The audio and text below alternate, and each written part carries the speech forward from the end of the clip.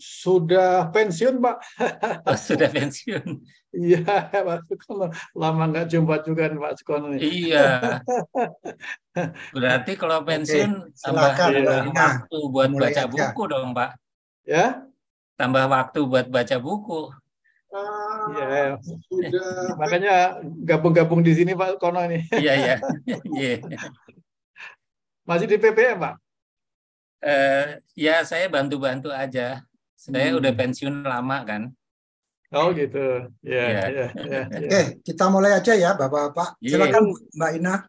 Izin Bapak Ibu, Bismillahirrahmanirrahim. Assalamualaikum warahmatullahi wabarakatuh. Waalaikumsalam warahmatullahi wabarakatuh. Selamat Waalaikumsalam. malam. Alhamdulillah kita bisa diberikan kesempatan untuk bertemu kembali di Rabu malam dalam kegiatan bedah buku bersama BRIT gitu ya.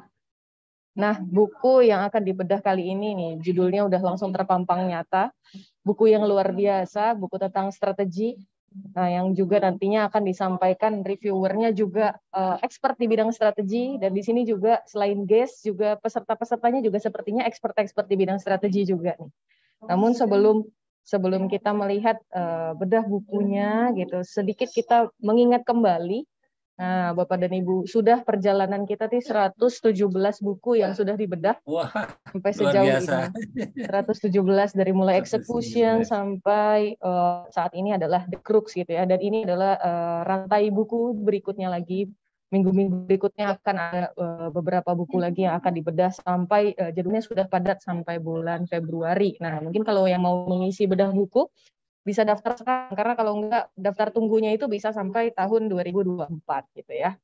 Nah, berikutnya ini secara kategori. Kalau dibagi kita sudah membahas terkait ada bidang strategi and marketing, juga ada buku-buku tentang leadership, ada buku tentang entrepreneurship, operation excellence, teknologi innovation, environment, dan personal improvement gitu. Jadi awal mulanya bedah buku bisnis gitu, lama-lama merembet nih, karena kan pecinta buku ternyata juga pastinya membaca satu gitu, merembet membaca yang lainnya, dan kita bisa menemukan pembelajaran-pembelajaran yang luar biasa dari satu buku dan yang lainnya juga begitu. Nah, ini highlight-nya dari 109 nih kurang lebih.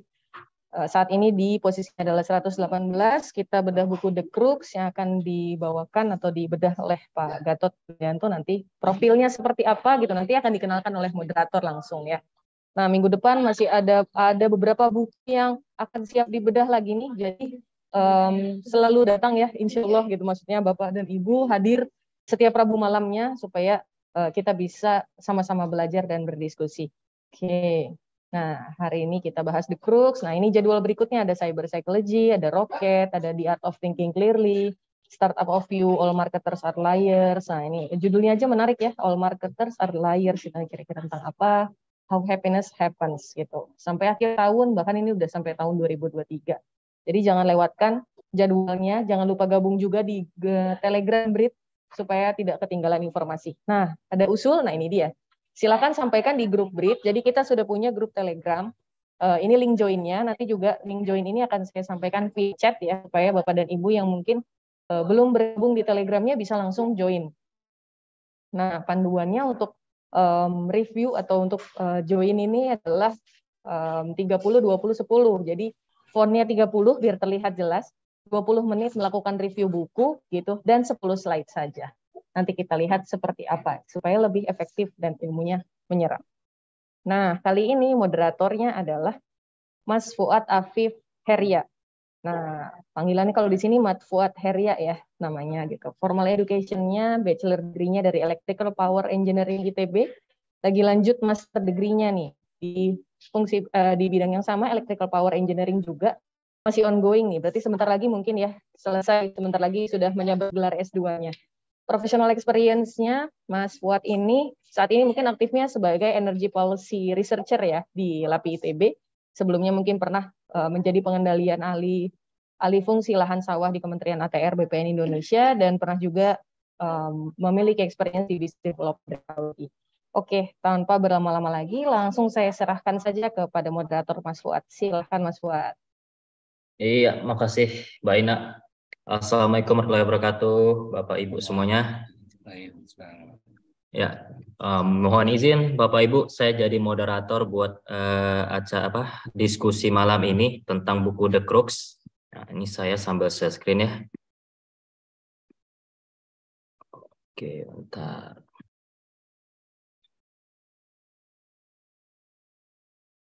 Ya, udah kelihatan ya, Bapak Ibu semuanya. Sudah kelihatan. Oke, siap. Ya, kali ini saya mencoba memoderator ya acara tentang bedah buku hari ini tentang The Crooks.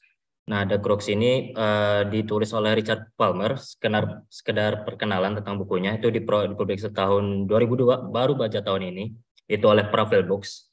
Nah, konteksnya dalam buku ini, konteksnya dalam bidang leadership. Jadi kalau misalnya yang tadi di list-list buku oleh The Brit, itu bisa dibilang kategorinya leadership.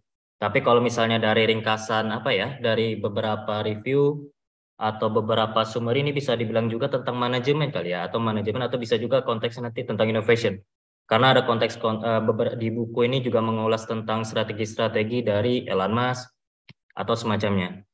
Dan itu pun sebenarnya kita cocok dengan latar belakang si Richard Stallman sendiri. Dia sekarang ini dia adalah seorang profesor di Anderson School di bisnis dan di UCLA. Kemudian sekarang juga ngajar di beberapa tahun di INSEAD dan di Prancis dan beberapa konsultan dan beberapa organisasi.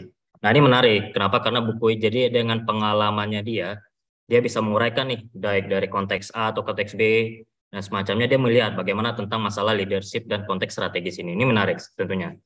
Nah, yang menjadi review yang kita sama-sama tahu oleh Bapak Gatot. Nah, Pak Gatot sendiri singkat cerita nih seorang strategi dan change management expert, udah 20 tahun lebih. Karir sebelumnya 5 tahun di Citibank, di Sigma Quality, kemudian di Pricewaterhouse, dan juga McDermott. Nah, education sendiri pernah di Teknik Industri ITB, lulus tahun 84, kemudian di MBA. Dengan latar belakang ini cukup sangat cocok lah dengan bahasan kita malam ini. Nah, setelah dibahas sama Bapak Gatot, rencana kita bakal dengar dari dua orang yang sebenarnya menarik juga sebenarnya. Menarik secara konteks umur, dari konteks generasi, dan juga latar belakang yang dikerjakan. Pertama dari Mas Tian. Mas Tian ini seorang CEO Monkey Melody. Monkey Melody ini semacam, kalau saya baca-baca, itu tentang developer sound dan musik dalam konteks produk multimedia. Dan ini industri yang sangat kekinian tentunya ya. Nah, kemudian juga selain sebagai CEO, dia juga inisiator game musik Tal Indonesia. Karirnya sebelum hal ini adalah di Kumara Group, masih berkaitan dengan game musik dan sound engineer. Education sendiri nggak berkaitan, tapi menarik juga karena beliau adalah sarjana administrasi bisnis. Jadi dan di manajemen bisnis administrasi Telkom University. Jadi menarik nih dengan latar belakang beliau, skillnya juga di luar, tapi punya latar belakang pendidikan dalam konteks bisnis. Nah, ini akan dibenturkan dengan Pak Niko. Pak Niko ini adalah di bidang dari bidang tambang. Latar belakang sebelum juga dari bidang pertambangan perminyakan, yaitu sekarang di Aneka Tambang, di Antam. Kemudian sebelumnya juga di Vale, masih di bidang tambang, dan kemudian sebelum di BP. Education-nya juga menarik juga, karena walaupun pekerja di bidang minyak dan tambang, tapi beliau besar sebagai sarjana hukum di UI, dan kemudian di MBA, Universitas Southern California. Nah, jadi ini kita bisa menemukan sebuah pandangan-pandangan yang mungkin berbeda, tapi menarik untuk dipertemukan untuk menjawab konteks buku dari The Crooks ini yang nanti bakal dijelaskan oleh Pak Gatot. Nah, kurang lebih seperti itu tentang pembicara. Nah, selanjutnya tentang diskusi, rencana mungkin Pak Gatot bakal review 20 menit, kemudian dari Mas Tian 20 menit, dari Pak Niko 20 menit, kalau mudah-mudahan Pak Niko datang ya. Nah, rencana nanti sekitar 30 atau 40 menit diskusi dengan peserta lah. Nah, mudah-mudahan minimal 220 kita close. Nanti ada review dari closing statement dari reviewer dan kemudian guys, dan kemudian dari saya juga, dan mudah-mudahan setengah 10 kita sudah selesai semuanya. Kalau after party nggak tahu lagi nih, mungkin masih ada yang pengen dibahas. Kurang lebih begitu dari saya. Mungkin bisa kita mulai ke Mas Niko. Udah siap, Mas? Halo, Mas Niko. Mas Tian. Maaf. Mas Tian. Ya, Mas. Udah siap lah ya? Siap. Oke, Mas. Monggo, Mas. Silakan. Mulai dari review bukunya ya. Oh ya, sorry, maaf dari Mas Tian, dari Pak Gatot dulu, lupa saya. Ya, nggak apa-apa, it's okay, santai aja. Mau ya, saya deg-degan nih dengan Pak Gatot, dengan bapak-bapak nih, kayaknya expertnya luar biasa nih. Ngeri. Aduh, Makasih nih pembukaannya dari Mas Fuad nih keren banget ya. Bismillahirrahmanirrahim. Assalamualaikum warahmatullahi wabarakatuh. Oke, terima kasih atas kehadirannya. Jadi saya juga pakai timer, tolong nanti diingatkan. Saya langsung timer. Jadi ini buku ini sebetulnya ada kisahnya ya, karena memang saya sendiri melihat ini sesuatu yang agak berbeda dari biasanya buku strategi gitu. Jadi nanti akan saya coba ulas ya, dan saya merasa senang karena apa yang saya lakukan ternyata tervalidasi juga dengan apa yang ada di buku ini. Jadi menurut saya ini sekaligus sebagai validasi terhadap saya sebagai profesi. Nah, kemudian yang kedua, ini sebetulnya terkait juga buku yang dulu pernah saya bahas juga, CEO Excellence ya, cuman itu kajian lebih kepada CEO-nya gitu. Kalau ini lebih kepada strateginya ya. Jadi mudah-mudahan ini melengkapi dari brief kita ini. Jadi kita melihat dari segi framework-nya dan juga dari segi the person-nya ya, dalam hal ini adalah the CEO gitu ya. Nah, sekarang kita akan bicara mengenai framework atau strateginya. Nah, saya akan mulai aja supaya time management-nya juga bagus, langsung dengan share screen.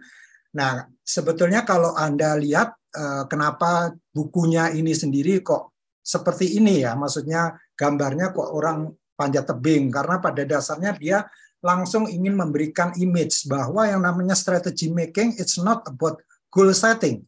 Nah, ini kan menarik kan, karena selama ini kita selalu goalnya apa gitu, bagaimana kamu bisa punya strategi kalau goalnya nggak tahu. Nah, dengan gambar ini kita tahu sebetulnya goal dari si pendaki ini udah jelas sampai di puncak gitu. Nah, makanya dia uraikan cukup panjang lebar di introduction-nya mengenai pengalaman panjat tebing ini. Bukan dia yang panjat tebing, tapi bagaimana dia menginterview ya rock climber itu dengan kejadian di Fontainebleau ya di Paris di Prancis, di mana memang katanya panjat tebingnya itu paling asik ya. Jadi dia mendefinisikan the crux-nya itu dari situ. The crux-nya itu dari bagaimana si climber ini memegang setiap celah tebing dan kemudian naik lagi, dan dia tahu goalnya itu ke sana tuh dia tahu, dan challenge-nya adalah bukan goalnya gitu, karena udah tahu goalnya itu pasti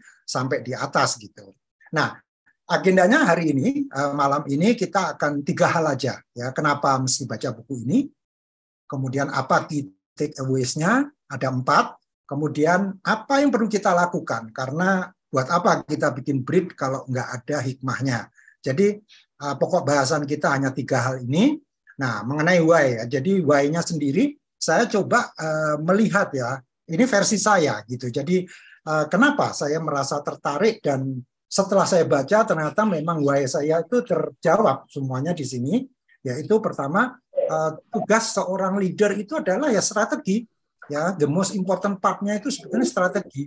Ya, ini yang ditekankan sama dia. Nah, sayangnya banyak sekali misconception tentang strategi. Bahkan ada yang Pak Mirza bisa tolong di mute. Oke, minta tolong ke host, saya nggak bisa ini soalnya partisipan yang baru masuk di mute aja. Misconception tentang strategi ini begitu meluas, dan alhamdulillah ternyata tidak hanya di Indonesia. Ternyata di Amerika pun banyak orang yang menganggap bahwa yang namanya target market share harus 20%, harus 50%, itu tuh bukan strategi, itu target, ambition. Ya, jadi that's not strategy gitu. Jadi kalau kita mau besar terus market share-nya harus seperti itu adalah target, bukan strategi. Kamu mencapai market share 20% atau 30%, caranya bagaimana? Itu strategi, gitu ya. Nah, kemudian yang terakhir adalah perlunya business excellence, ya, karena namanya bisnis pasti ujung-ujungnya pasti ada value adding-nya apa, dan secara bisnis profitable apa enggak. Nah, kemudian sebelum saya masuk ke key takeaway, ini saya ambil sebuah artikel di tahun 2016 ya, People and Culture, Your Companies Depend on It. Ya, ternyata itu salah besar. Ya, sebetulnya the company depends on strategy. Karena kalau kita hanya based on culture and people, people-nya bagus, culture-nya bagus, nggak punya strategi, ya nggak jalan. ya nggak bisa Anda akan mencapai ini. Jadi strategi itu is the most important part gitu. Jadi mohon maaf untuk teman-teman dan human capital, ya strategi first and then people gitu. Karena kalau Anda punya people tapi strateginya ngawur ya percuma gitu ya. Nah, ada 4 ya key takeaways-nya. Pertama adalah yang namanya tantangan bisnis itu harus dihadapi. Ya, jangan lari. Jadi saya ingat sekali di tahun 95 saya punya klien yang membuat visi yang menurut saya bagus, dan visi itu ternyata kejadian. Dia bilang bahwa dia pengen company-nya menjadi company yang memberikan shopping mall secara platform, secara e-commerce gitu ya. Dan sekarang kita lihat kan, dan sayangnya company-nya dia nggak ada. Ya, karena apa? Dia hanya terbuai dengan vision, tidak melihat tantangan bisnisnya apa. Ya, itu satu. Yang kedua, kita harus bisa tahu sebetulnya source of power dari bisnis kita tuh apa. Kita tuh punya kekuatan di mana. Dan kemudian kita harus bisa memanfaatkannya sesuai dengan situasi kita. Situasi bisnis kita, kondisi kompetisi kita, bagaimana kita menciptakan sesuatu pengalaman yang baru untuk customer. Jadi jangan bicara mengenai disruption, dan di buku ini nggak disebut disruption ya. Sebelum Anda tahu sebetulnya source of power Anda itu apa gitu. Jadi ini lebih penting. Kemudian yang ketiga adalah don't confuse management tools with strategy. Lah ini sering banget di Indonesia gara-gara bisa ngomong 5 forces, bisa ngomong marketing 4 P's gitu, udah disebutnya ahli strategi gitu. That's not strategy ya. Dan terakhir adalah kita harus mencoba mendefinisikan crux itu apa, the crux itu apa. Itu yang harus kita definisikan dan membuat action plan yang benar-benar koheren. Jadi tidak bekerja sendiri-sendiri. Nah, kemudian kita mulai yang pertama ya, mengenai bagaimana kita menghadapi challenge tadi. Jadi ada 3 hal. Pertama adalah yang namanya strategi itu journey. Dan itu di buku ini ada kisah mengenai Salesforce.com yang sebetulnya pendirinya itu adalah ex-Oracle yang sudah mencoba meyakinkan ke Oracle, saya lupa namanya, bahwa mereka harus go into software as a service. Ya. Nah, si orang ini karena tidak didengar omongannya, akhirnya dia keluar membentuk Salesforce.com ini. Dan ini menurut Rumel adalah salah satu pelopor software as service. Ya, nanti teman-teman yang di IT bisa komentar. Kemudian contoh kedua adalah Ryanair. Ryanair tadinya terpuruk gitu ya. Tapi setelah dia belajar, oh ternyata untuk penerbangannya efektif itu justru mencari rute yang belum dimasuki kompetitor besar. Nah, dia berhasil di situ. Jadi dia mencari rute katakanlah mungkin dari Madiun ke mana, ke Jember misalnya gitu ya. Dan ada trafiknya. Ya, sementara kan Garuda nggak ada gitu, misalnya seperti itu ya. Jadi ini contohnya, maaf kalau terlalu ekstrim karena memang di situ dia nyebutin. Terus yang kedua ini adalah istilahnya ASC. Ini saya seneng banget ini di chapter 4, bahkan ini menjadi salah satu yang saya jual gitu ya. Maksudnya addressable strategic challenge itu maksudnya begini. Kalau kita bicara strategic challenge tentu banyak ya. Pandemi contohnya itu strategic challenge semua, tapi not addressable. Maksudnya begini, kita nggak mungkin bisa menghilangkan pandemi. Yang kita bisa lakukan adalah bagaimana kita bisa coping with pandemi. Ya, that's strategic addressable strategic challenge. Jadi strategic challenge yang kita bisa address, misalnya kita dengan Salesforce yang targeted di setiap daerah gitu ya. Jadi ini menarik sekali. Nah, di buku ini contohnya ada 3, ada Intel, Netflix, sama Nokia. Ya, jadi Intel ini kaitannya dengan dia menghadapi apa yang dia rumuskan sendiri mengenai Moore's Law ya, bahwa transistor itu makin lama makin cepat, makin murah dan makin kecil ya. Tapi dia struggling dengan yang chip yang 9 nano M ya. Jadi mungkin teman-teman yang di Electronic Engineering nanti bisa lebih tahu karena Rumelt ini ternyata background-nya Electronic Engineering gitu. Kemudian contohnya Netflix ini mengenai bagaimana dia strategic alliance-nya dengan supplier.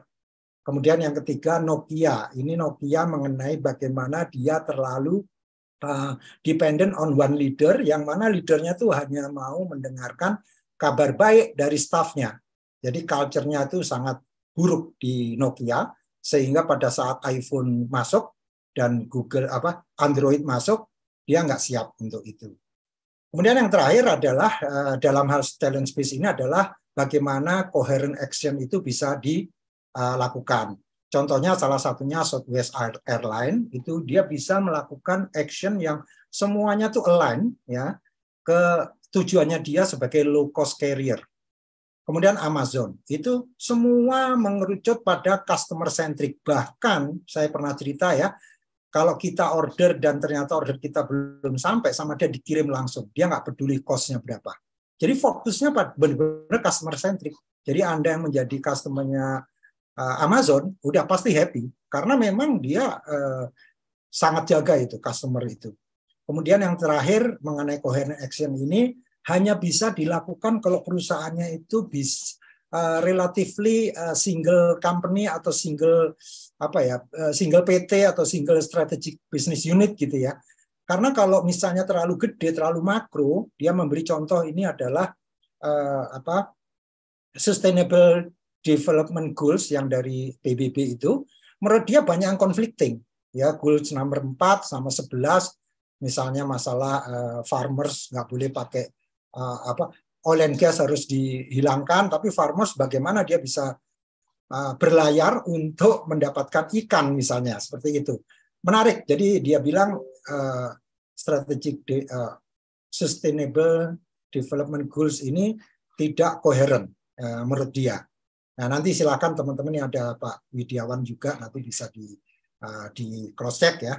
Nah, yang kedua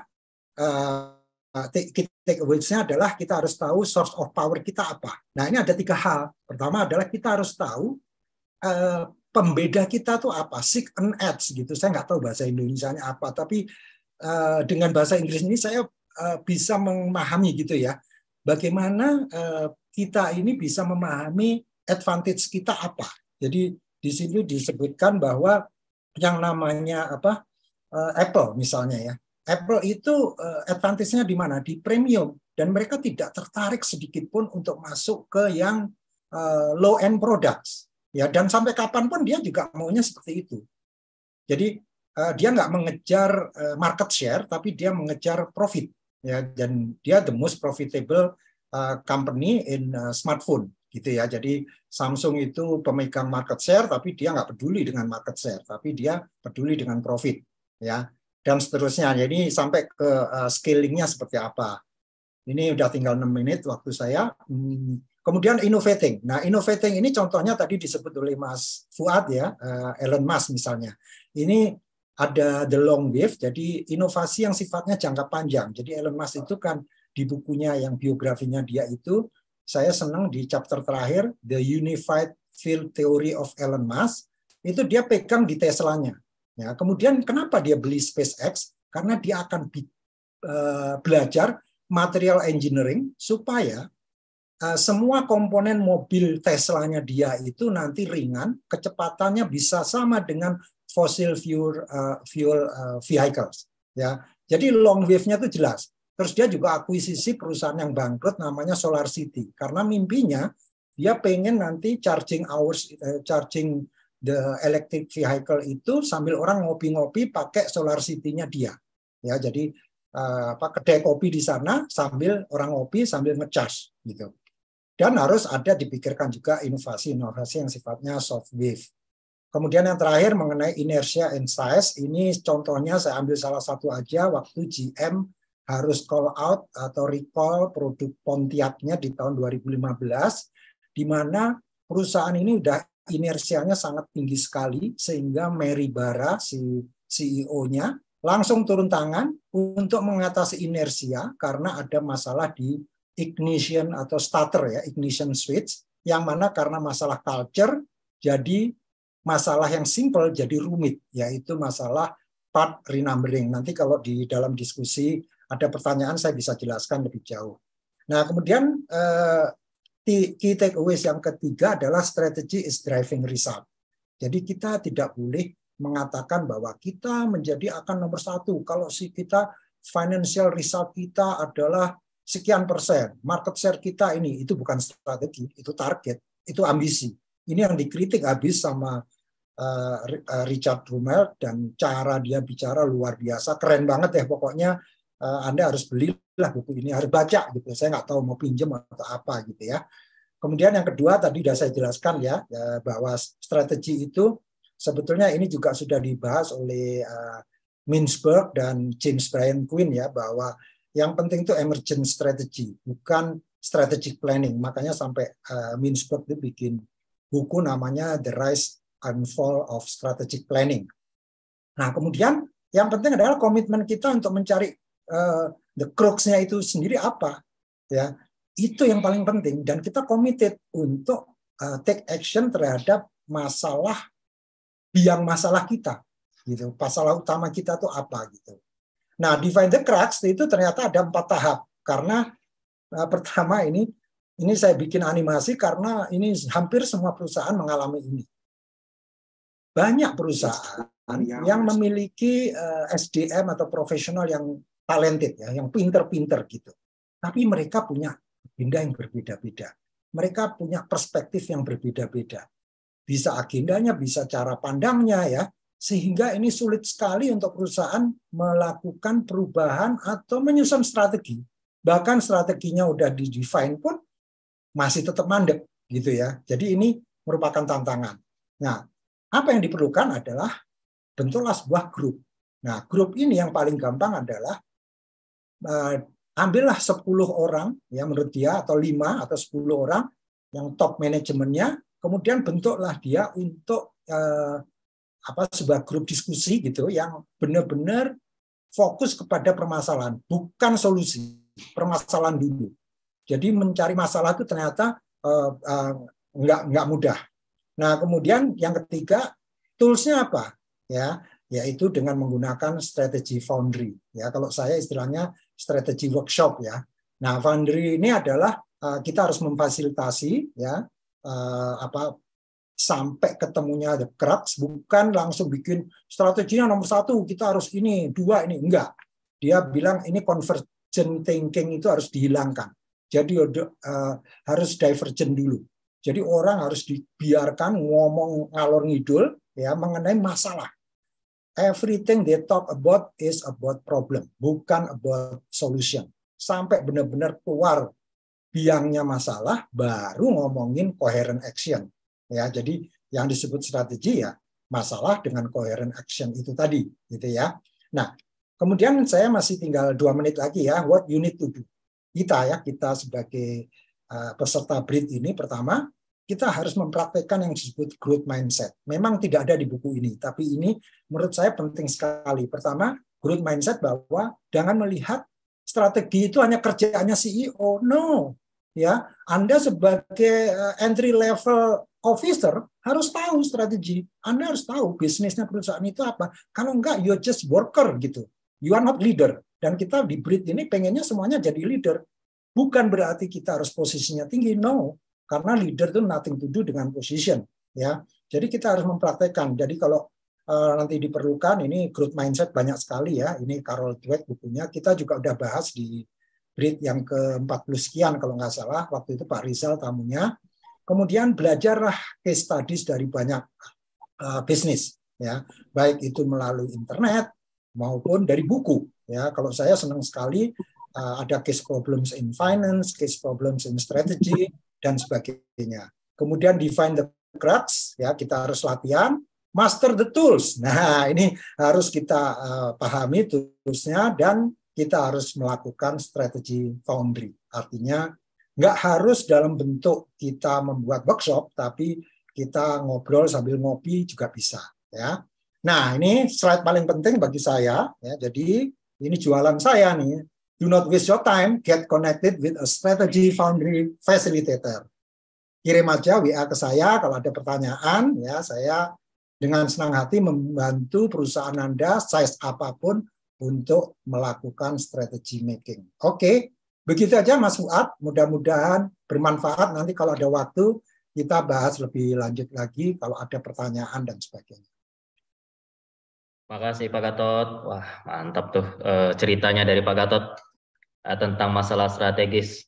Satu hal sih yang paling saya catat dari presentasi Pak Gatot ya tentang masalah strategi, bahwa strategi itu ongoing journey. Itu keynote banget kalau menurut saya sih. Nah, selanjutnya saya penasaran dari pandangannya Mas Tian nih, bagaimana dalam konteks bisnis, apalagi bisnis baru ya, tentang masalah sound dan itu tuh saya penasaran bagaimana dari Mas Tian. Terutama saya baca-baca juga Mas Tian ini juga jalan dari sejak kuliah nih, sampai keganggu juga kuliah sempat. Jadi penasaran juga challenge gimana menjalankan bisnis, challenge juga menyelesaikan kuliah. Nah, itu saya penasaran dari Mas Tian.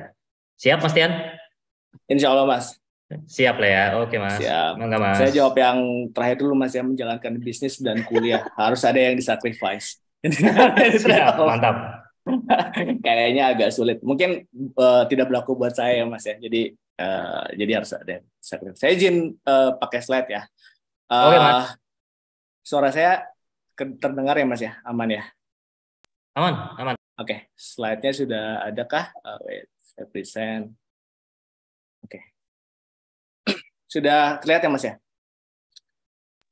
Kelihatan. Oke, baik. Terima kasih. Bismillahirrahmanirrahim. Assalamualaikum warahmatullahi wabarakatuh. Terima kasih semuanya Pak Gatot dan Mas Fuad atas kesempatannya. Ini mau disclaimer dulu. Sebelumnya saya belum sama sekali pernah baca bukunya Rumelt dan bukan ahli strategi. Terus bukan storyteller yang baik, jadi mohon diturunkan ekspektasinya. Terus yang ketiga, apa yang saya ceritakan hari ini kemungkinan akan berubahnya akan cukup besar di masa yang akan datang. Nah, jadi ceritanya hari Senin kemarin itu saya bertemu Pak Gatot di Sagale. Saya ngajak Pak Gatot kopi-ngopi dan terima kasih banyak Pak Gatot, waktunya sangat banyak dapat ilmu dari Bapak dan kebetulan ada Mas Haji Dimas juga. Tapi kelihatan di foto saya nih, saya agak sedikit beban karena dikasih PR sudah ya, suruh ngisi jadi guest grid dan dikasih tahu guest satunya lagi Pak Niko, jadi aduh beban, tapi I'll doing my best teman-teman. Oke, sedikit perkenalan. Halo, saya dari Tian dari Monkey Melody. Sebenarnya bukan cuma game, sekarang kita jadi perusahaannya multimedia production company. Ini beberapa kliennya kita. Kita cuma berlima, ada 5 orang. Ini tim kami berlima. Ini tim yang sangat saya banggakan. Ini belum foto bareng-bareng karena sebenarnya karena pandemi ini ada sedikit bertambah dan agak susah. Kami work from anywhere by the way, jadi agak susah untuk ketemu. Oke, saya akan coba cerita sedikit lewat si journey-nya ya, si Monkey Melody. Jadi kalau pakai bahasanya bukunya Pak Gatot yang review tadi, the crux. Jadi how to find the crux sama how to execute si the crux ya gitu. Jadi tadi dari yang Mas Fuad bilang, saya mulai Monkey Melody ini dari sejak kuliah di 2013. Saya mulai dari game audio production company. Jadi kalau misalkan yang belum tahu, di game tuh ada musik, sound effect, voiceover. Nah, biasanya Monkey Melody memprovide itu untuk sebuah game gitu. Singkat cerita, it doesn't work well. Ini juga saya akan cerita kenapa kurang cukup baik berjalan secara bisnisnya. But believe me, I'll doing my very best pada saat itu.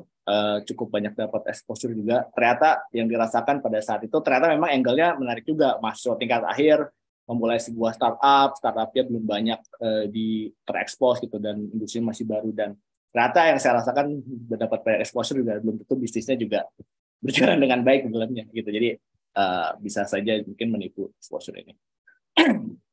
And then kenapa mungkin berjalan dengan baik? Dulu hipotesisnya ternyata marketnya belum siap kayaknya. Jadi pada saat itu pada saat marketnya belum siap, saya coba jadi berinisiasi deh bikin acara yang bisa mengedukasi si market ya gitu. Jadi saya bikin 4 acara namanya game music talk tadi, game audio talk, untuk mengedukasi game developer tadi gitu si kliennya kita gitu. Jadi ke banyak kampus, terus ke banyak titik di Jogja, Jakarta, sama Bandung, di mana sebenarnya dulu tuh daerah tersebar ya semuanya game developer di sana gitu anyway. Nah, jadi masih mahasiswa nekat aja bikin acara dan mungkin jalanan di atas semuanya acaranya venue-nya kenapa nggak, saya juga nggak ngerti, itu semuanya bisa gratis dan si pembicara juga gratis. Jadi kalau misalkan saya ngadain acara ini semua kayaknya nggak mampu gitu kalau harus berbayar semua. Terus habis itu oke, marketnya sudah tereducate, tapi masih kurang nih, maksudnya secara bisnis masih belum bisa growing dah, dan masih sangat berdarah-darah. Oke, saatnya kayak benchmarking ke luar negeri, ke minimal ke Southeast Asia lah. Dan saya coba juga sambil nyari project, kalau misalkan di Indonesia yang kurang dihargai, kayaknya di luar dihargai deh.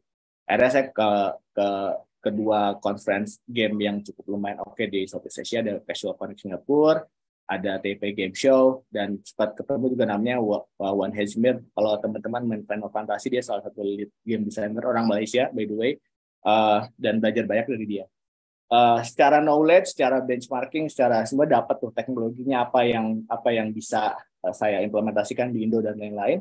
Tapi secara project ternyata nggak banyak signifikan. Ternyata yang pertama industri game pada saat itu adalah di industri game Indonesia tuh ketinggalan 10 tahun. Dan Monkey Melody siapa gitu, kredibilitas kita belum terbentuk. Jadi ada satu proyek yang nyangkut, tapi juga karena kayaknya bargaining point-nya karena kita murah aja. Jadi dapetnya gara-gara itu. Lalu kita udah dapat teknologinya, dapat knowledge dan lain-lain, pulanglah ke Indo. Terus di-educate lagi tuh marketnya. Tapi ya pada saat itu karena marketnya belum siap, ya teknologi juga nggak kepake gitu. Dan apa yang saya pelajari benchmarking di luar juga nggak kepake. Dan it doesn't work well gitu. Terus pada akhirnya, and then 2017 mulailah si bleeding tadi, udah proyeknya kurang bagus, saya mulai hiring kan, karena memang proyeknya udah cukup baik tapi nggak signifikan secara values-nya gitu, dan masih bleeding. Pada saat itu saya coba cari gimana kalau kita nambahin si revenue stream lain dari mana ya, terus ngobrol-ngobrol ketemu kakak kelas yang fokusnya multimedia, yuk coba gabung, kita coba cari proyek-proyek multimedia gitu. Dan pada akhirnya ada satu proyek yang cukup gede dulu, kita ngurusin campaign-nya Singapore Tourism Board di Indonesia, salah satunya untuk multimedianya. It's a big deal, cuma retention-nya nggak banyak gitu.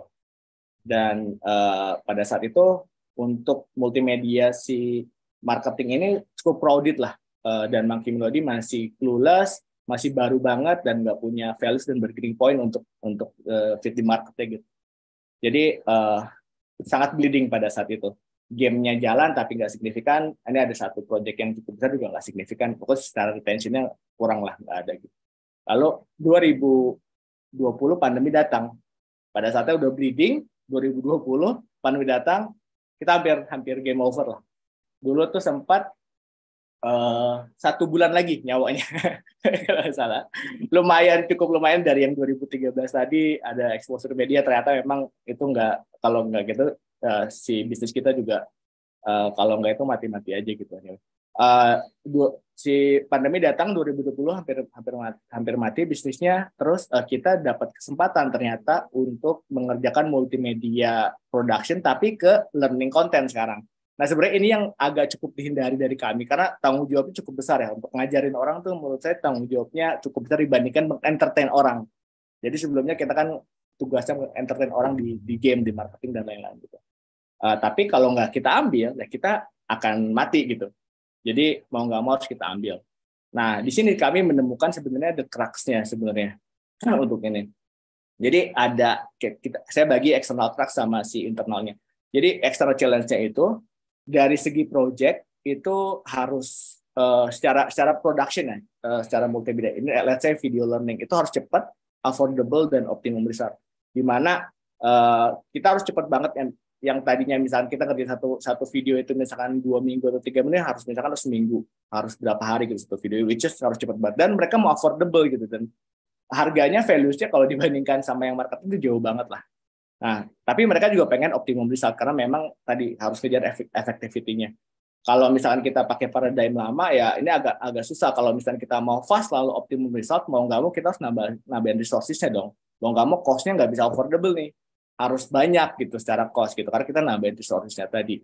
Tapi mau nggak mau kita harus Monkey Melody harus mau rethink ini gitu, karena balik lagi ini ternyata peluangnya cukup lumayan banyak, kita perlu hidup dan kita perlu growing in a way gitu. Jadi mau nggak mau kita harus rethink dan re-approaching untuk ini. Jadi mau nggak mau harus, ternyata ya bisnis itu harus paradoks sekarang. Jadi gimana caranya bisa cepat, affordable, nggak punya result. And then long story short ya kita membuat sebuah sistem. Di mana ini cukup panjang banget journey-nya, mungkin nanti bisa didiskusi aja kalau mau ada yang tertarik nanya. Sistemnya ini bisa meng-convert si production itu jauh lebih cepat. Let's say perbandingan yang tadinya satu video production itu 1 minggu kita bisa selesai sekarang 1 hari 2 video. Jadi cukup lumayan cepat banget lah. Affordability-nya, nah kita bikin di mana sistem ini kita nggak build from scratch gitu. Jadi kita bikin semacam baseline-nya, kita punya bank yang banyak banget untuk aset visual dan lain-lain. Jadi itu kita nggak bikin from scratch. Jadi dari harganya juga bisa ditekan di cost-nya di dalamnya. Dan hasilnya optimum. Karena memang si bank-nya ini, si framework ini kita bisa adjust based on need si videonya tadi, learning-nya untuk kebutuhan apa gitu.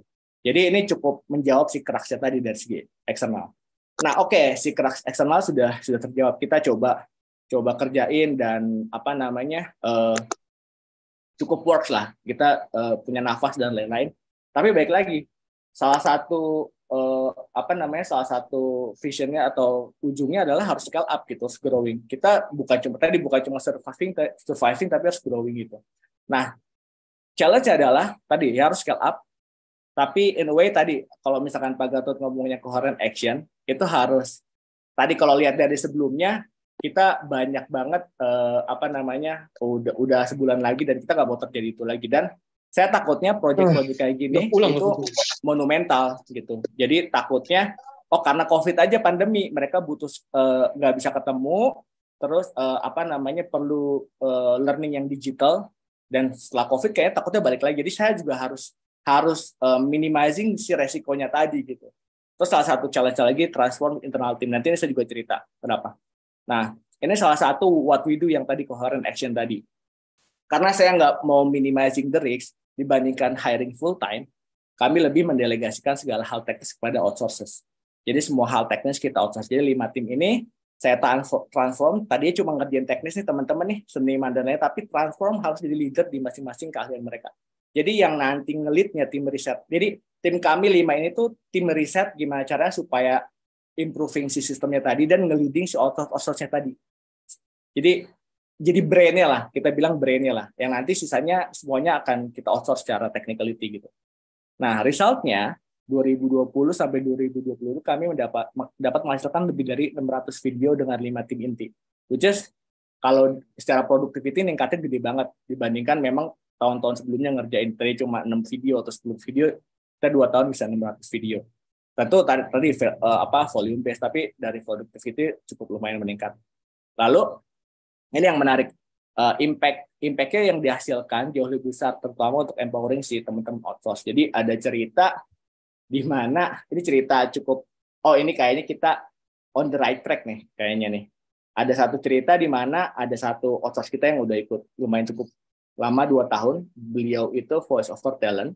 Jadi kita voice over talent juga sebenarnya remote nih, recording kita nggak sama sekali. Kita punya studio di Bandung, tapi semuanya kita remote. Kita bisa production dimanapun mereka berada. Jadi dia cerita bahwa terima kasih Mas Dian, pada saat itu proyek yang kami berikan kepada beliau itu values-nya mungkin jauh lebih besar dibandingkan proyek-proyek beliau sebelumnya.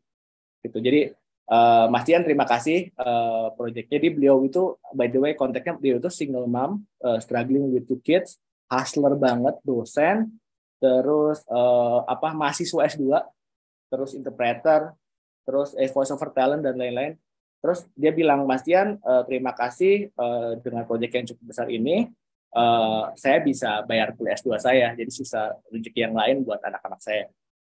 Nah itu yang tadinya mungkin proyek-proyek ini yang kami hindari, terus kami istilahnya kami bahkan tidak berekspektasi pengennya kayak gini, tapi hal-hal yang kayak gitu mungkin kayak ini bensinnya kami untuk bisa make it big, dan ini kayaknya kita on the right track gitu untuk ini. Jadi ternyata impact-nya dengan apa yang kita lakukan dengan sistem-sistem ini untuk memberdayakan outsource tadi itu bisa cukup besar ke teman-teman yang lain. Bahkan kita sekarang tuh udah cukup banyak outsource yang ada di kita, karena kita creative outsource, nggak mau kita sembarangan masukin outsource. Kita juga grooming outsource-nya gitu. Selain kita grooming, saya grooming tim internal, kita juga grooming outsource-nya untuk bisa menghasilkan si optimum besar tadi gitu.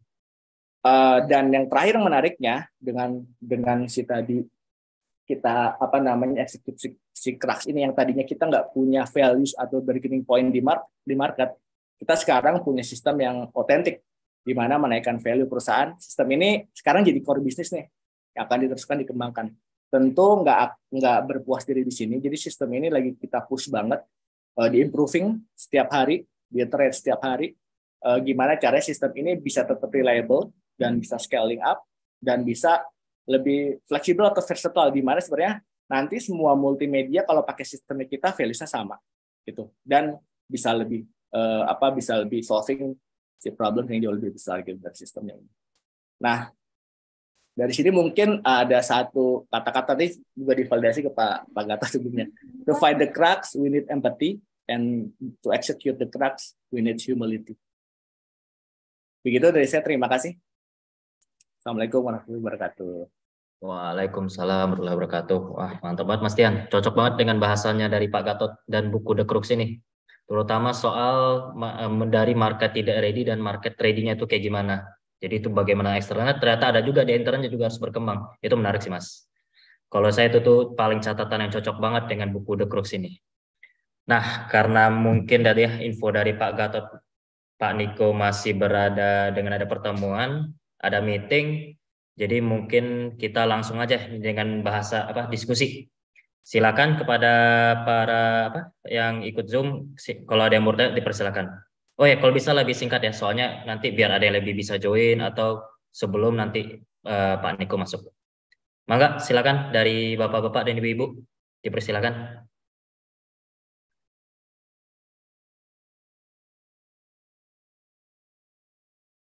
Adakah? Boleh kalau. Boleh, silakan Pak Widya.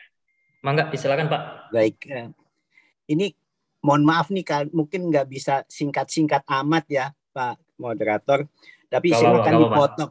Kalau silakan dipotong aja kalau memang tidak. Mas Gatot, silakan saya koreksi. Siap. Saya juga dosen, kebetulan saya ini kan dosen sebutnya praktisi ya Mas Gatot ya. Jadi saya udah kerja duluan dan saya pernah jadi chief strategist gitu ya kalau di Pertamina itu kan, karena I was responsible for strategic planning at that time and business development of course gitu ya. Nah, jadi dan sekarang saya mengajar dan tentunya membaca begitu banyak referensi.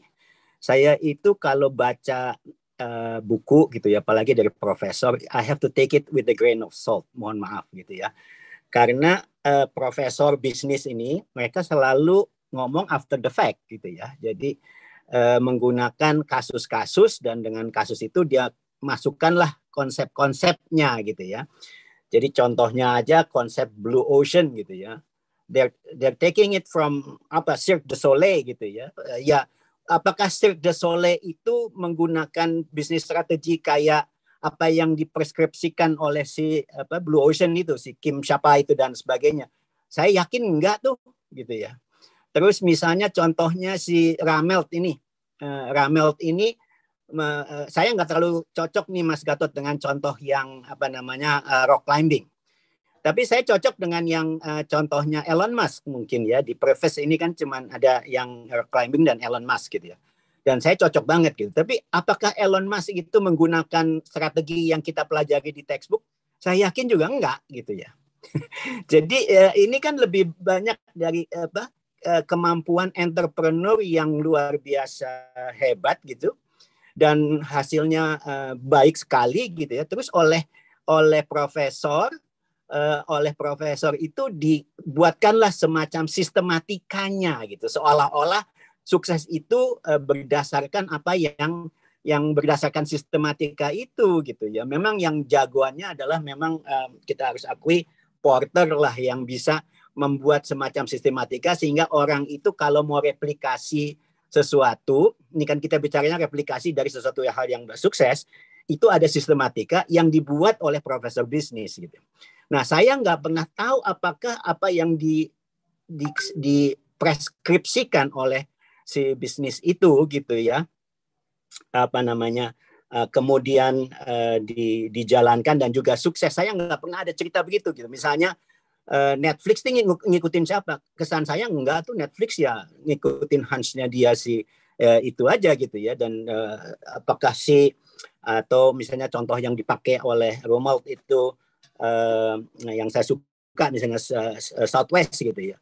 Apakah Herb Kelleher itu orang strategi, dia lawyer gitu ya. Nggak ada tuh menurut saya. Tapi entrepreneurship-nya yang ujung-ujungnya adalah menghasilkan margin yang baik gitu ya, dan juga customer centric, itu by default mereka lakukan. Yang saya setuju dengan Mas Gatot bilang adalah strategic leadership yang irrespective of your positions gitu ya. Nah, if you can actually behave that way, misalnya stewardess-nya si Southwest itu sudah menyampaikan apa seperti yang Mas Gatot bilang. They are all strategic leaders because they know exactly what would be their mission and the objectives of the company and their behaviors. Nah, ini kita bicara behaviors reflecting that kind of things, which is apa ya, kan kalau si Southwest itu love and fun gitu ya. Nah, itu sudah merefleksikan itu, sehingga they are contributing perhaps as big as many other top management yang melakukan strategi itu untuk menjadikan customer mereka menjadi repeat customers. Bayangin, flight stewardess gitu ya, memberikan kontribusi yang besar sekali terhadap menjadikan repeat customers. Hal ini juga mungkin terjadi di Starbucks ya, yang karena. Nah, Mas Gatot, jadi kalau boleh saya ingin juga bilang bahwa tadi kan apa yang disebutkan oleh Rommel ini kembali kalau saya bilang bahwa dia adalah profesor gitu ya dari UCLA, walaupun banyak konsultan yang menggunakan dia bukunya dibahas gitu ya, contohnya oleh McKinsey gitu ya, jadi podcast di McKinsey gitu. Tapi konteksnya lagi adalah dalam kondisi yang tadi saya sebutkan gitu ya. Saya nggak terlalu ada beberapa hal yang menurut saya apa ya namanya ya. Dia menggunakan contoh untuk memasukkan kembali konsep-konsep itu, tetapi saya tidak melihat bahwa apa yang dia lakukan kepada siapa dan menghasilkan apa dan sukses. Walaupun di good strategy and bad strategy, kebetulan waktu itu saya baca gitu ya, dia contoh-contoh apa itu bad strategy dan apa itu good strategy, itu sebagai konsultan untuk membuatkan strategi untuk suatu perusahaan, dan dia mengklaim itu berhasil gitu ya pada waktu itu mungkin, tetapi saya nggak lihat keberlanjutannya gitu ya. Jadi emergent strategy yang disebut oleh Mas Gatot itu kan benar sekali Mas Gatot ya. Jadi yang paling penting tuh emergent strategy, bukan yang memang strategi yang kita buat setiap tahun misalnya di RKAP atau di RJPP dan sebagainya. Justru karena kondisi bisnis eksternalnya itu dynamic, otomatis emergent strategy ya. COVID, ada nggak sih perusahaan yang menaruh COVID di dalam business strategy sebagai potential disruption, sebagai risk mitigation, apa? Enggak, saya rasa nggak ada. Tapi itu kan terjadi. Jadi emergent strategy itu menjadi sesuatu yang sifatnya menjadi norm yang harus dilakukan gitu ya, Mas Gatot. Nah, saya ingin mengaitkan dengan konteks bahwa yang tadi disebut oleh Mas Gatot tentang bahwa strategi itu yang paling penting, padahal strategi itu emergent strategi gitu ya, dibandingkan dengan culture. Saya agak sedikit tidak sependapat Mas Gatot ya, karena saya mengalami sendiri bahwa yang namanya culture itu luar biasa powerful. Contohnya adalah yang tadi Southwest atau misalnya Starbucks gitu ya. Bahkan saya nggak tahu teman-teman ada yang pernah dengar nggak, Kotler itu, Philip Kotler itu bilang bahwa culture eats strategy for breakfast. Jadi buat dia tanpa culture, strategy means nothing. Drucker. Jadi Kotler itu Drucker ya. Peter Drucker itu bilang begitu kan. Jadi culture is strategy for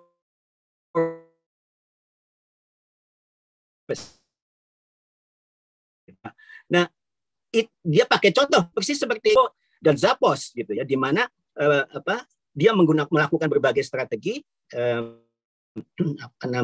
yang kemudian ditinggalkan oleh si pelanggan-pelanggannya karena dia meninggalkan culture yang sebenarnya merupakan strength atau ininya atau jati dirinya mereka gitu ya. Itu balik lagi ya, itu karena si perusahaan ini menghilangkan culture itu dan jati dirinya berubah sehingga jadi oleh perusahaan. Saya tidak menganggap bahwa stream seperti Drucker gitu ya, bahwa culture strategy hanya bisa dijalankan, terutama yang emergent strategy tadi, itu oleh perusahaan yang culture-nya sudah luar biasa tadi, strategic leadership-nya sudah terjadi gitu ya. Jadi kalau menurut saya justru the ultimate goal itu harusnya culture, karena strategi apapun yang kita bikin, saya pernah bikin transformasi di Pertamina dan waktu itu sukses, tidak bisa karena culture-nya tidak terbentuk. It's the problem of mindset. Jadi konteks-konteks seperti ini kembali Mas Gatot ya, nothing, nggak ada yang salah dan nggak ada yang benar gitu ya, nggak ada yang full salah dan nggak ada yang full benar gitu ya. Jadi sebenarnya itu kalau teman-teman kayak yang di perusahaan-perusahaan yang udah menjalankan ini pasti pernah mengalami ini gitu. Jadi kalau saya membaca buku yang ditulis hanya oleh profesor, saya agak itu take it with a grain of salt gitu ya. Tapi kalau business book yang dibikin oleh pelaku saja juga agak, karena kadang-kadang kemana-mana karena nggak ada frameworknya. Jadi kembali lagi kalau saya boleh mengklaim bahwa saya pernah mengisi acara ini dengan yang no rules rules gitu ya, no rules itu kan Hastings itu menulis bersama profesor, saya juga lupa namanya, perempuan profesor apa, dan itu jadinya ketemu karena dua-duanya jadi bagus gitu ya. Jadi saya melihat, menurut saya buku-buku bisnis yang bagus itu adalah pelaku yang didampingi oleh profesor, itu baru mantap. Yang ini, I'm sorry Pak Gatot, I have to take it with a grain of salt. That's it. Thank you. Thank you Pak, mantap Pak. Wah, bagus banget responnya. Silakan Pak Gatot atau Mas Tian juga boleh nambahkan. Saya sih nggak ada Mas, saya tidak capable untuk menjawab ini semua. Jadi silakan Pak Gatot. Siap. Oke, saya jawabnya singkat aja ya. Jadi karena yang dikatakan Pak Widiawan, Mas Widiawan, Kang Wawan ini semuanya benar ya. Dalam pengertian begini. Tadi yang saya katakan mengenai culture tadi itu saya sendiri juga ini ya, culture freak gitu ya. Maksudnya strategi dulu baru culture gitu. Jadi walaupun ini seperti chicken and egg ya, maksudnya begini, kalau kita punya culture yang bagus ya, pasti strateginya akan bagus, ya kan? Nah, ini kalau strategi bagus, culture-nya nggak ada, ya akhirnya culture it's strategy for breakfast. Gitu. Jadi menurut saya itu aja ini jawaban saya itu. Terus yang kedua, saya terima kasih dikasih pencerahan bahwa apapun yang dari profesor kita harus hati-hati karena saya termasuk korbannya profesor gitu. Karena Michael Porter maupun Drucker maupun si ini sendiri Rumwelt itu saya senang sekali, Mintzberg gitu ya. Dan itu memang dipakai di mana-mana dan membantu pola pikir. Tapi saya senang Brit ini ada bagaimana kita tidak harus setuju gitu loh. Jadi saya malah respect sekali nih Kang Wawan. Terima kasih atas masukannya. Itu aja kalau dari saya. Terima kasih. Silakan yang lain. Thank you. Ya, makasih Pak. Mohon Pak Gatot. Ya. Ada lagi kah mungkin yang ingin nambahkan atau mungkin masih ingin membahas yang sama tentang culture versus strategi? Ini ada Pak Bambang, ada Pak Buntoro, ada Mas Denny. Ya, Mas Denny ini juga pengamat strategi ini. Monggo Pak Bambang. Baik, kalau karena diundang bisa ikut-ikut keren banget Pak Wawan ya. In general saya juga sependapat dengan Pak Wawan. Terima kasih juga paparannya Pak Gatot, ringkas tapi saya tahu 20 menit is not enough. Akhirnya saya harus tahu itu untuk mengupas isi buku yang mestinya bisa lebih banyak diangkat. Karena saya kebetulan juga membaca beberapa reviewnya, justru yang ada di review itu yang enggak. Iya, karena poinnya beda ya. Yang reviewer itu yang diangkat dengan yang diangkat Pak Gatot tidak harus sama karena bagaimanapun di sana. Tadi yang pertama itu masalah strategi S-Journey itu keren ya, dan saya setuju karena tadi salah satunya sudah disinggung-singgung Pak Wawan itu Southwest itu ya. Dulu dipuja-puja, ya. Kemudian sudah mungkin sudah ditulis bukunya, dipelajari kita, ya, akhirnya juga landed gitu ya. Nokia di sini dikatakan Nokia jelek, padahal dulu dipuja-puja. Karena Nokia pada waktu itu berawal dari perusahaan yang membuat sepatu boot, ya. Kemudian dia melakukan transformasi bisnis menjadi perusahaan yang bergerak di elektronik, membuat HP masuk HP sejuta umat di Indonesia. Entah akhirnya journey-nya juga tidak lanjut gitu loh. Kemudian falling down, dan kita juga tidak bisa menjudge atau menghakimi karena bisa saja nanti pada waktu yang lain dia muncul lagi dengan bentuk yang berbeda. Itu. Kemudian yang satu lagi adalah masalah people ya. Tadi disebutkan bahwa ya, people itu aset, terus kalau nggak salah di ping besar sekali sama Pak Gatot gitu ya. Nah, jadi kalau kita ke Good to Great-nya Jim Collins, di sana justru dibilangnya people first then business. Jadi people first then business itu. Jadi ini mungkin kita perlu pembicaraan ya, baik dari Pak Gatot atau dari Pak Wawan. Ini kan kayak tabrakan itu.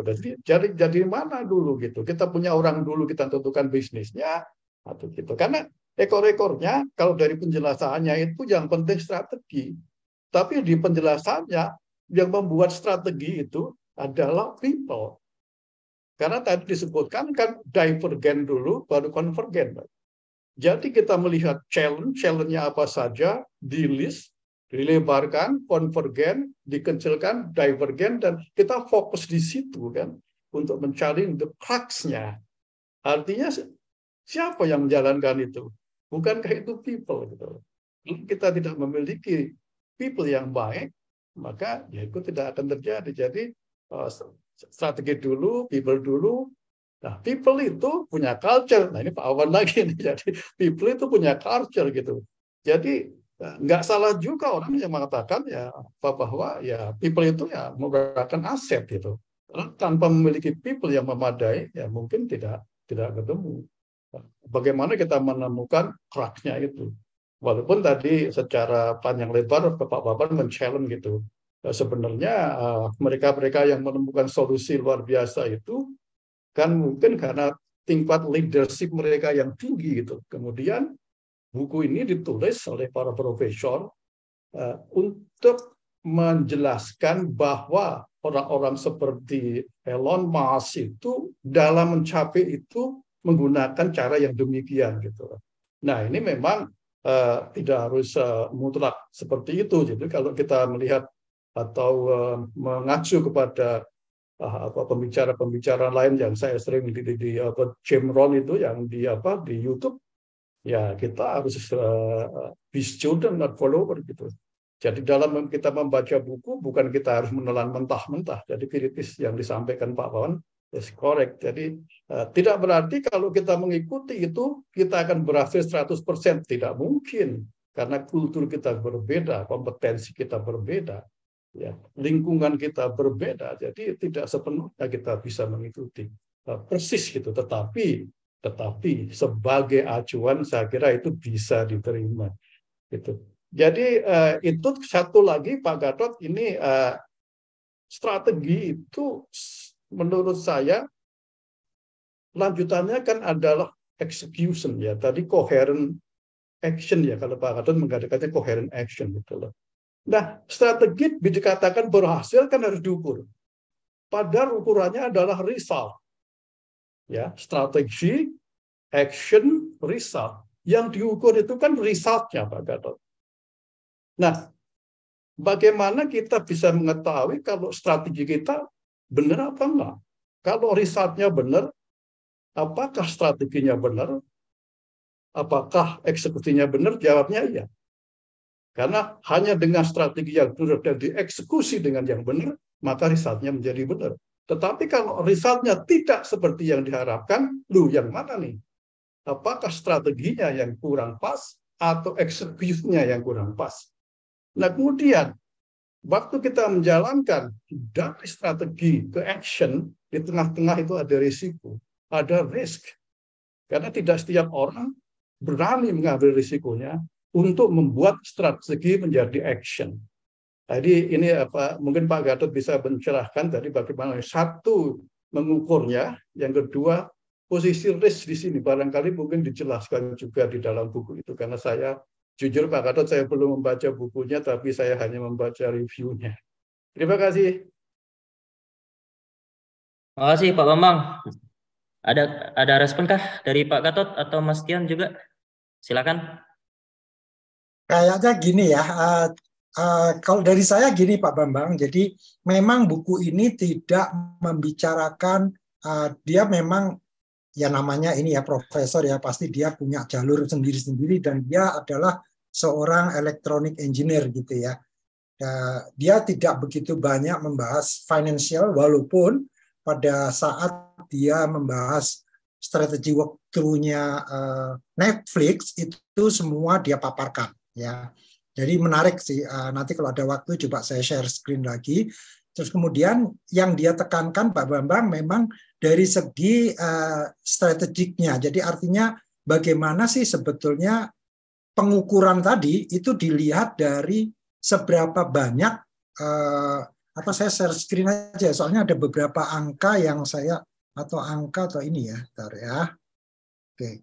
Nah ini sebetulnya strategi walkthrough untuk Netflix. Saya waktu itu saya coba ini ya ringkas ya, waktu saya di Taman Literasi Martha Christina Tialahu hari Sabtu yang lalu ya. Ini di sebelah kanan nih fotonya nih saya ada bukunya dan saya coret-coret di sini gitu karena saya coba analisa gitu. Nah analisanya begini, jadi dia tetap strategi walkthrough-nya itu adalah what's going on, kemudian finding the crux gitu, crux-nya itu apa, crux-nya apa, dan terakhir adalah reasonable atau coherent action-nya itu apa. Nah dia bahas nih mulai dari awal bahwa ini adalah sebuah perusahaan DVD yang di-rent, kemudian Cinematheek itu sistemnya yang bisa memprediksi demand dari customer. Jadi pada saat itu belum ada big data itu belum lahir gitu ya. Jadi dia punya sistem sendiri yang sangat bagus untuk memprediksi permintaan dari atau demand dari customer. Nah, kemudian logistiknya juga keren banget karena memang dikirim lewat email. Ordernya lewat email, terus kemudian dikirim barangnya itu DVD ya kan, DVD zaman dulu. Nah, kemudian tahun 2010 baru dia mulai online. Ya, jadi ini sini di yang sebelah sini dia mulai online, dan ini kesalahan besarnya dia adalah kontennya dia outsource ke beberapa perusahaan ya, ada Stars, ada Disney, ada Lionsgate, MGM, Paramount, Sony ya. Nah, kemudian di tahun 2013 dia sudah mulai memproduksi karyanya sendiri ya, House of Cards, kemudian Orange is the New Black. Kemudian 2017 dia punya 26 film produksi sendiri. Ya, nah, ini baru ngomongin angka Pak Bambang. Jadi ternyata efektif dia punya, karena dia punya subscriber base itu di internasional itu 58 juta, kemudian di USA itu hanya 53 juta, dan dolarnya waktu itu 11,7 billion. Ya, ini tahun 2018. Nah, kemudian apa ininya? Ternyata dia itu, ini yang menarik, crux-nya ini adalah bagaimana dia bisa matching antara revenue dan cost. Ya, jadi istilahnya ada perbedaan antara cash cost sama revenue per subscriber yang ternyata lebih tinggi. Ya, cash cost-nya itu lebih tinggi daripada revenue per subscriber, walaupun secara accounting masih profit. Ya, jadi makanya saya senang sekali dia nulis bahwa ada cash profit versus accounting profit. Ya, jadi secara accounting sebetulnya profit, tapi secara cash dia nggak punya uang karena mungkin pembayarannya telat dan sebagainya gitu. Jadi ada lagging di situ sehingga working capitalnya jadi besar. Nah, expenses-nya jadi naik gitu ya di sini. Ya, Kemudian dia bicara market share juga, bahwa market share-nya sebetulnya 76%, jauh lebih tinggi daripada Amazon. Ya.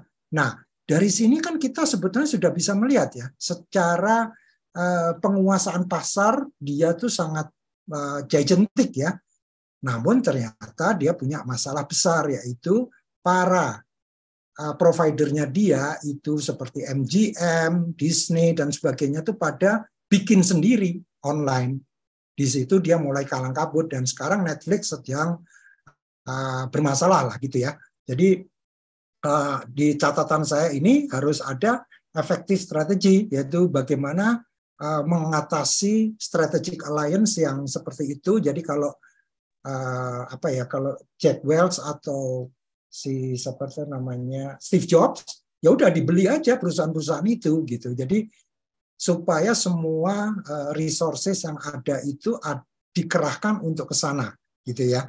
Nah, kemudian pertanyaannya adalah apakah Netflix itu bisa mendapatkan advantage dengan leveraging foreign production. Jadi maksudnya production itu dilakukan di luar negeri atau tidak di Amerika, tapi dengan kualitas pada saat dia sama dengan membuat House of Cards, membuat Friends, membuat The Office gitu ya, yang sebelumnya dia udah produksi 26 judul ya. Nah, inilah yang menjadi tantangan. Jadi memang di situ saya setuju dengan yang dikatakan Pak Wawan tadi, bahwa memang seolah-olah ini yang dilakukan Netflix ini memang dari cara pikirnya si Rommel ya, bahwa dia menghadapi seperti itu. Apakah si Ned Hastings itu melakukan seperti itu? Ya belum tentu memang gitu. Ini kan, dan dia juga bilang di buku itu. Jadi kalau saya Red Hastings gitu, saya akan melakukan ini gitu loh. Jadi seperti itu. Nah, kalau di tempatnya Mas Septian tadi kan saya melihat bahwa ini juga the crux-nya kan adalah bagaimana marketnya yang shifting ya. Jadi nanti Mas Septian bisa menjelaskan ya, yang tadinya production house-nya dia itu untuk catering, untuk bidang marketing ya, sekarang harus ke training and development untuk internal karyawan. Kan beda banget. Dan tadi Mas Septian mengatakan bahwa ini lebih kecil revenue-nya, atau istilahnya rate-nya itu lebih kecil daripada kalau saya di marketing. Kalau marketing kan karena itu nanti menghasilkan revenue, maka dia bisa nge-charge tinggi. Tapi red ocean, itu kalau istilahnya blue ocean strategy itu udah red ocean, crowded banget yang bersaing. Tapi kalau di learning and development yang main sedikit tapi rate-nya kecil juga. Nah, mungkin nanti Mas Septian tolong tambahin mengenai bagaimana Anda bisa cater dengan situasi seperti ini supaya bisa menolong Red Hastings ini di Netflix gitu. Silakan Mas. Iya, terima kasih Pak. Ini saya belajar banyak banget sih. Soalnya memang kalau saya skala tadi kalau ngomong strategi atau people-nya juga masih kecil, jadi saya bisa maintain itu untuk bisa lebih agile. Nggak kebayang sih kalau udah ribuan dan lain-lain ya Pak ya. Cuma tadi kalau misalkan tadi mungkin mau menanggapi untuk mengukur sih. Jadi mungkin kalau mungkin untuk teman-teman yang mungkin masih senasib dengan saya, skalanya masih kecil gitu ya. Jadi simpelnya sebenarnya untuk mengukur tadi strategik yang ini ujung-ujungnya ke fundamental sih. Karena dari Monkey Mule sendiri emang harus beresin fundamentalnya tadi. Sudah mau game over ya, ujung kita harus struggling and then harus growing gitu. Nah, tadi ujung-ujungnya pasti by numbers. Jadi kalau misalkan tadi strateginya berhasil, ini sudah di atas ekspektasi kita sih. Jadi memang kita growing 2 tahun kemarin 200% lah untuk semuanya gitu. Terus tadi terkait untuk shifting ya. Jadi memang tadi yang dilakukan memang jadinya secara strategi memang harus dirubah lah Pak Gatot. Karena memang based on kebutuhan tadi sih Pak. Nah, ujung-ujungnya pada saat strateginya dirubah, semuanya juga harus shifting gitu pola. Banyak banget sih tadi kalau dari culture tuh ya, si resistansi pasti ada. Karena memang teman-teman yang tadi kreatif ini kerjanya mostly repetitif gitu.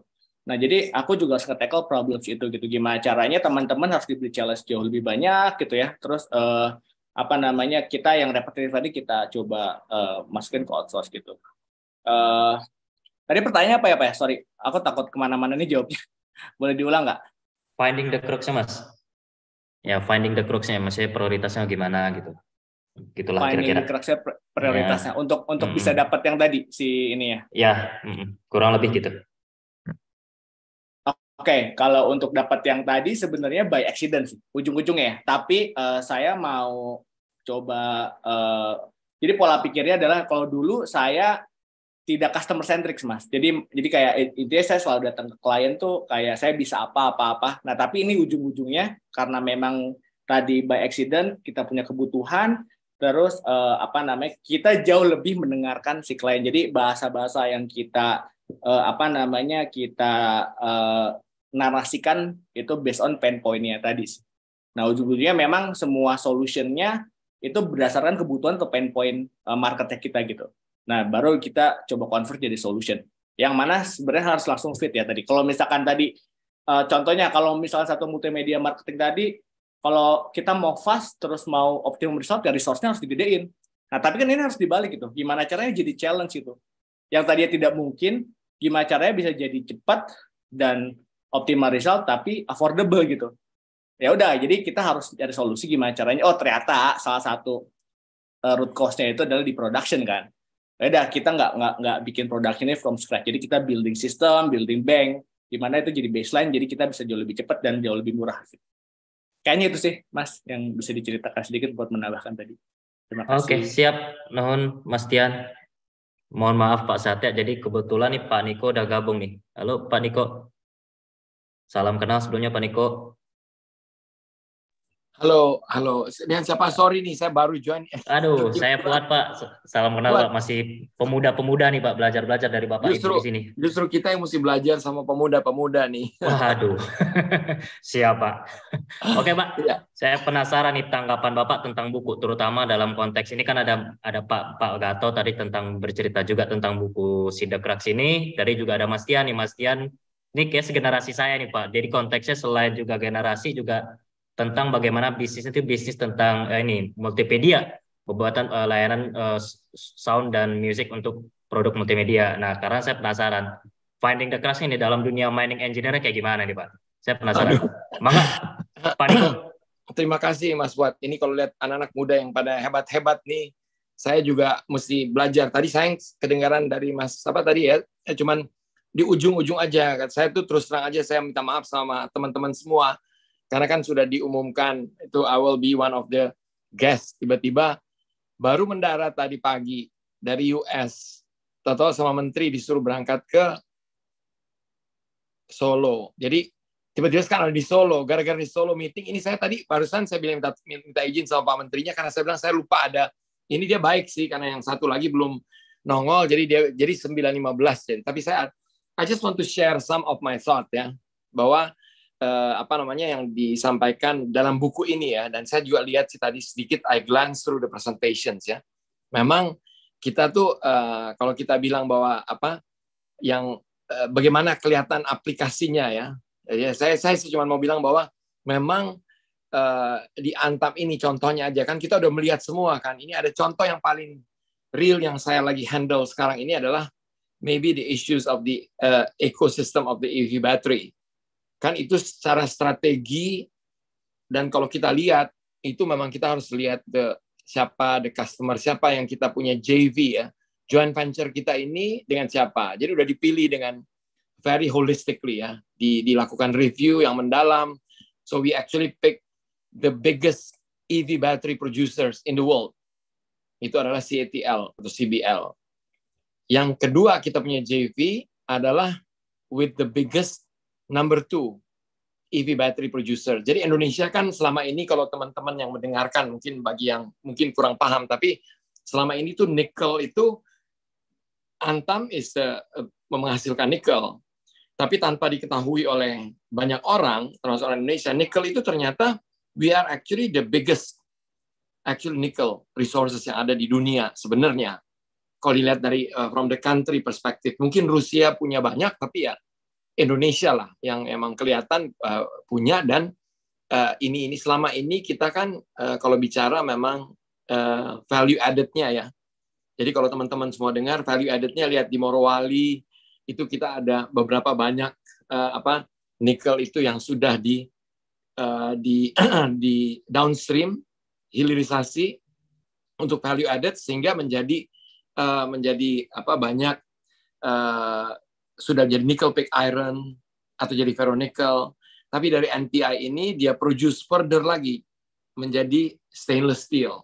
Nah, itu yang selama ini kalau teman-teman dengar ada di Morowali, ada di Weda Bay, di Maluku, itulah yang sudah terjadi di Indonesia. Tapi never we actually had the nickel itu, yang kita nickel itu ada dua ya, ada class 1 dan class 2. Semua yang class 2 itu udah diproduce menjadi stainless steel. Jadi kita menjadi one of the biggest lah ya, nickel producer. Antam dulu, yang Antam sama-sama Vale terbesar, begitu masuk Chinese competitor, mereka langsung overtake us. Dengan cepat, dalam waktu 5 tahun, kita udah 48 tahun, 50 tahun, Antam sama Vale, kita disusul begitu aja oleh the Chinese. Nah, akhirnya kita ada strategi baru nih. Pemerintah mau hilirisasi, tapi bukan hanya menjadi stainless steel untuk kelas 2, tapi the class 1 nickel kita punya di Indonesia. Nah, ini yang Presiden kemarin bilang bahwa dia mau mencanangkan bahwa Indonesia juga mempunyai ekosistem. Jadi dari hulu nikel ini, ada beberapa stages proses itu, sampai menjadi EV battery. Strategi itu udah dibikin dengan baik, even by my predecessor ya. Saya kan baru join tahun lalu, jadi dimulainya sudah dari tahun lalu. Terus saya hanya melihat waktu when I join, strateginya saya lihat kenapa nih kok nggak jalan-jalan. Udah setahun lebih kok nggak jalan. Jadi we identify, mapping dulu siapa-siapa stakeholder yang penting. Bagaimana kita selama ini selalu Indonesia di dalam negosiasi, saya lihat bahwa selalu merasa bahwa kita superior.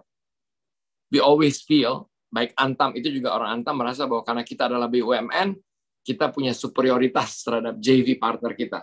Jadi apa-apa yang kita mau seolah harus mereka juga terima. So they don't have anything to say. Begitulah selalu kita memposisikan diri kita. Makanya a lot of the thing yang kelihatan di Antam atau BUMN itu, setiap ada JV, it actually fall apart. Atau di dalam implementation-nya juga tidak jadi. Nah, waktu saya take over, saya meneruskan kan strateginya udah besar, udah bagus ya. Memilih partnernya sudah the best one. Jadi cuman waktu itu kita identify, saya juga lihat, enggak, ini mesti jadi. Saya punya strategi ini harus kita bisa deliver. Dan saya lihatnya ini mestinya bisa di-deliver dalam waktu 6 bulan. Tapi ternyata, as it progresses, itu yang di Crux selalu dibilangkan, itu adalah suatu kayak journey, strategi, sometimes it's also a journey. Dan we start looking at the problems. Ternyata problemnya, the nitty-gritty-nya banyak banget. Katanya mudah, tapi ternyata it is not easy. Joint venture yang kelihatannya udah mengerucut, ternyata posisinya ini Antam, dan aturan-aturan yang ada di Indonesia, it's so complicated. Jadi BUMN itu ternyata banyak sekali yang harus dia comply. Aturan PT company, aturan sebagai suatu BUMN, nanti ada aturan OJK yang harus jadi waktu kita mau bikin JV untuk spin off anak perusahaan kita aja, it takes like 4-5 months. Bahkan menunggu harus ada RUPS. Jadi when I look at that, saya ngelihat bahwa yang saya pikir tuh mudah karena ini tinggal merampungkan, ternyata it is not that easy dengan ada aturan-aturan di pemerintah. Dan ini project ini sebenarnya disupport oleh Presiden dan menteri-menteri terkait, baik itu Menteri SDM, Menteri BUMN, Menteri Investasi, yang kayak gitu-gitu yang kita tidak bisa lihat. Dan saya waktu menjalankan ini ternyata semakin dia dekat dengan mau kita konklusikan, banyak tangan yang juga campur. Kadang-kadang di dalam, minta maaf ya, ini di sini saya juga mesti sharing bahwa even among ministries, itu bisa jadi issues. Kenapa saya terbang ke sini? One of them is actually to get the full buy-in from the Minister of Investment, yang merasa dia di-bypass di dalam prosesnya. Jadi, a project yang begitu besar, dan nggak ada yang, no one yang men-challenge. Even waktu saya melakukan investors visit atau discussions, semua memuji Indonesia yang memiliki 2 JV potential dengan the number 1 and number 2 EV battery producers. Tapi they don't know the reality is it is still not concluded yet. Bayangin ini saya udah mau setahun meneruskan sesuatu yang udah berjalan lebih dari 1 tahun lebih. Jadi memang inilah yang membuat ternyata bahwa this thing ini nggak simple. Jadi when we put together a strategy yang udah begitu comprehensive, ternyata even mapping our own stakeholder yang ada di dalam, it is also complicated. Jadi memerlukan strategi untuk approaching minister supaya nggak merasa bahwa they are being bypassed. Ini saya makanya saya cuma lihat bahwa the crux ini ya is actually one of the thing yang saya sendiri juga I actually overlook. Kita kan lihatnya, makanya di situ dituliskan bukan hanya numbers yang dikejar, bukan hanya angka-angka untuk financial, tapi kita juga mesti melihat there is the underlying complications juga in every step yang sudah kita identify as our strategy. Jadi mungkin ya itu yang saya bisa share suatu yang real life experience, tapi maybe I will just leave it to some questions and answer dari teman-teman ya, karena ini saya yakin banyak juga yang bisa sharing, apalagi saya ini lagi gampang dan saya takut waktunya. I have to actually go back to the meeting at 9:15 gitu. Jadi saya tuh I apologize karena last minute lagi ada perubahan, tapi hopefully kita bisa saling berbagi dan saya bisa belajar juga dari teman-teman yang lain. Makasih Mas Fuad. Makasih Pak Niko. Wah mantap. Ada cerita yang menarik juga nih dari dunia mining. Silakan tadi mungkin ada Pak Satya pengen bercerita atau berkomentar. Mumpung ada Pak Niko juga. Makasih. Sebetulnya mau nanya ya ke kedua pembicara kita hari ini, tapi sebelumnya saya mau menambahkan tadi yang Pak Widiawan sampaikan mengenai people ya. Di Indonesia itu saya perhatikan dengan adanya dunia digital, Satpam BCA itu jadi dihargai ya oleh netizen karena beberapa video-video yang viral betapa bagaimana dia take care customer-nya ya. Ini satpam loh padahal gitu, dan itu di dunia pendidikan ya untuk strategi execution itu juga jadi bahasan ya. Seorang satpam pun bisa engage dengan customer sehingga meningkatkan customer loyalty. Kemudian saya juga kagum dengan karyawan-karyawati Indomaret. Bayangkan dengan UMR ya, mereka memulai engage dengan customer pada saat customer masuk. Selamat datang di Indomaret, selamat belanja. Kemudian orang itu mampu melakukan inventory, stock inventory, mampu membersihkan jadi cleaning service cleaning service fasilitasnya. Kemudian kalau pada saat customer datang ketemu dia, mereka mampu melakukan cross selling padahal gajinya UMR gitu ya. Nanti saya sebutkan hubungannya. Kemudian satu lagi Starbucks. Iya, Starbucks tadi Pak Wawan juga sudah sampaikan. Kebetulan ada mahasiswa saya yang kerja di Starbucks. Memang strategi Starbucks adalah, dan ini competitive advantage Starbucks, adalah bagaimana dia engage dengan customer sehingga begitu customer ketemu barista, ya, customer langsung connect dan feel at home, feel really appreciate by barista ya. Jadi itu people-nya memang hebat yang 3 itu. Oke, hubungannya adalah saya punya pertanyaan ke Pak Gatot nih. Seperti disampaikan Pak Bambang, strategi itu boleh bagus gimana pun, yang penting eksekusinya. Nah, pertanyaan saya ke Pak Gatot, metode apa sih ya yang membuat eksekusi dari strategi itu bisa berjalan dengan mulus atau sesuai lah gitu. Itu. Kemudian untuk reviewer, tadi reviewer menyatakan mengenai cerita mengenai outsourcing. Nah, pertanyaan saya kayaknya sukses ya. Pertanyaan saya, pada saat melakukan outsourcing, bagaimana mempertahankan competitive advantage dari produk Anda, ya, sehingga Anda yakin bahwa produk ini yang dari subkontrak atau dibeli dari orang lain memiliki competitive advantage perusahaan perusahaan Anda, itu pertama. Kedua, bagaimana Anda bisa menjamin ya produk outsourcing ini memiliki added value yang Anda inginkan, gitu. Oke, makasih Pak buat moderator, buat Pak Gatot dan siapa tadi Mas siapa? Mohon maaf nih.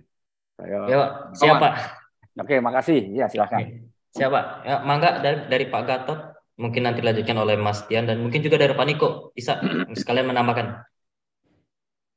Mungkin kalau ada pertanyaan untuk Pak Niko, karena saya lihat ini sudah jam 9:03, soalnya Pak Niko jam 9:15 mesti pergi. Mungkin kalau ada teman-teman ada pertanyaan, nanti saya jawab ya, Pak. Saya boleh. Gak apa-apa Mas Gatot, boleh itu. Nanya Silakan. ke Pak Niko. Saya Sukono. Oh iya Pak Sukono, silakan. Ya, kebetulan dulu lama sekali tahun 95 disertasi saya mengenai international joint venture, Pak. Oke. Dan masing-masing kalau kita bicara dua entitas, masing-masing kan punya parents. Nah, parents itu syukur-syukur bersatu. Tapi kalau parents-nya seperti Pak Niko katakan, ini parents-nya juga masih beragam. Itu jadinya kompleks memang. Sayangnya saya tidak sampai ke deskripsi dari solusi menghadapi masalah ini. Tapi kompleksitas dari parent itu merupakan satu finding saya bahwa itu memang sesuatu yang menentukan joint venture itu sukses apa enggak. Jadi pengaruh dari parents. Mungkin saya nggak tahu, nggak ada description atau preskriptif dari studi saya, Pak. Jadi waktu itu hanya sifatnya deskriptif, maaf. Jadi bukan preskriptif. Jadi, tapi saya bisa membayangkan bahwa ini memang sesuatu yang betul-betul dihadapi dan itu menjalankan satu kesepakatan itu dalam pelaksanaannya tidak terlalu mudah. Mohon maaf, saya cuma mau membenarkan tapi tidak mampu memberi saran, Pak. Silakan. Baik, terima kasih Pak Sukono. Memang ya Pak, kalau Bapak bicara mengenai international JV ya, kan rata-rata itu mereka mempunyai kayak parent company atau yang namanya holding, apapun itu ya. Jadi kita selalu ada lah. Saya juga melihat sebenarnya, karena JV yang kita lakukan ini adalah dengan perusahaan-perusahaan yang sebenarnya they are actually a consortium. Jadi, if you can imagine ya Pak ya, yang satu itu, yang CATL, it is all Chinese company. Jadi ada CATL, ada Brun, ada Legend. Jadi mereka masing-masing tuh, karena ini kan di ekosistem ini memang masing-masing mempunyai expertise di bidang di dalam proses cycle proses yang ada masing-masing. Nah, untuk konsorsium itu sendiri, sometimes you will have difficulties. Waktu kita bicara mengenai I want to have the parent company guarantee, kan kayak gitu-gitu kan kita harus dapat ya. Itu seperti Bawa bilang tadi, makanya I'm so happy that you raised the issue about international JV. Selalu akan ada parent company, apalagi when you deal with the consortium. So when the consortium itu terdiri dari 3 company, so who is actually the parent? Parentnya mana nih gitu. Tapi kan biasa ada lead daripada konsorsium itu. Those are the company yang kita anggap bahwa the lead daripada the consortium is actually yang harus obtaining the parent company approval. Jadi memang proses itu selalu kita coba, kita canangkan dan kita define that in kita punya agreement. When we have actually framework agreement, kita udah detailkan itu juga. So when we actually have something, kita perlu yang namanya parent company guarantee. Agar supaya kita bisa punya clawback positions. When something goes wrong, kita tuh nggak, kan the Chinese company, mereka kadang-kadang punya yang namanya investment company yang dia dirikan di Hong Kong atau apa. Nah, kita harus punya akses terhadap the parent company. supaya mendapatkan guarantee untuk mereka bisa mendeliver apa yang dia promise gitu. Nah, memang yang Bapak bilang menjadi isu kan. Kalau kita memang deal dengan begini, kita juga harus automatically we are going to be dealing also with the parent company. Tapi tidak kepada tiga perusahaan atau 3 member daripada konsorsium. Nah, untuk Antam sendiri, kalau dilihat secara tatanan strukturnya, our parent atau kita punya company itu kan sekarang sih kita bagian daripada holding, ada yang namanya MindID. Tapi MindID itu juga bernaung di bawah SOE atau State Owned Enterprises, BUMN. Jadi mestinya kan Kementerian BUMN kan yang punya say terhadap this deal. Tapi that's not actually the thing that happens in the country, di Indonesia. Ternyata BUMN ini yang merasa memiliki BUMN itu, there's so many stakeholder, Pak. BUMN menterinya juga, nanti tiba-tiba SDM merasa bahwa it is a mining, the technical aspect itu adalah mining company. That is my baby lah, bilangnya. Seolah-olah it's my baby. Nah, in Indonesia, kita itu juga punya yang namanya Maninvest sekarang, BKPM. Itu Pak Bahlil juga merasa because this is a new investment, this actually become my baby, it is mine. Masuk lagi Marinvest, Maritime and Investment, Pak Luhut, itu juga merasa bahwa this is part of me. Nah, di Indonesia ini unfortunately yang namanya coordinating the interdepartmental atau interministerial is actually one of the most complicated. Itu yang bikin saya tuh merasa bahwa that is actually something that I have to identify in the beginning. Dan kalau ada apa-apa, karena I would love to raise it supaya ini diangkat di dalam ratasnya Bapak Presiden. Karena we know exactly what the President wants, ini harus jalan, tapi the devil lies in the detail. Sehingga even the strategy about maneuvering this among all the ministries, it becomes bloody complicated, Pak. Makanya saya bilang tadi ya, kalau lihat ini kan mestinya kita waktu itu identify, these are kelihatan simple, tapi it is one of the most challenging one untuk concluding this deal. I'm still hoping and praying bahwa I can actually sign this by the end of the year, because I've been promising to all the investors, the UK, the US, semua memuji the Indonesian initiative to have the ecosystem battery. Tapi ya, we have not been able to deliver this yet. Di B20 kemarin juga kita nggak jadi tanda tangan. Kan jadi ya kayak gini-gini Pak, yang mungkin yang tadi Pak Sukarno bilang bahwa memang international JV itu di dalam itu jadi masalah. Dan tadi saya mungkin mau sedikit menyentuh aja Pak Satya dari sampaikan, kan kadang-kadang strategi is actually going to be good when the execution itu can actually happen. Strategi itu is only good on paper. Sometimes kelihatan good on paper. Why? Because you have done all the analysis ya. Strategi udah dilihat dari FUCA. You have seen that dari Michael Porter's punya all the barriers. Semua udah dibahas. Tapi when it comes to the implementations, you are going to come across some detail that sometimes was not foreseen when you actually created the strategy. Itu yang kadang-kadang membuat the executions itu menjadi lambat atau menjadi stuck for some reason. Tapi menurut saya, when it comes to the executions, kita tuh harus agile untuk melihat ini. Karena not all the things that we can identify in the FUCA analysis, no matter how good and how comprehensive the analysis of the strategy is, but you actually will have some issues in the detail, in implementing the details.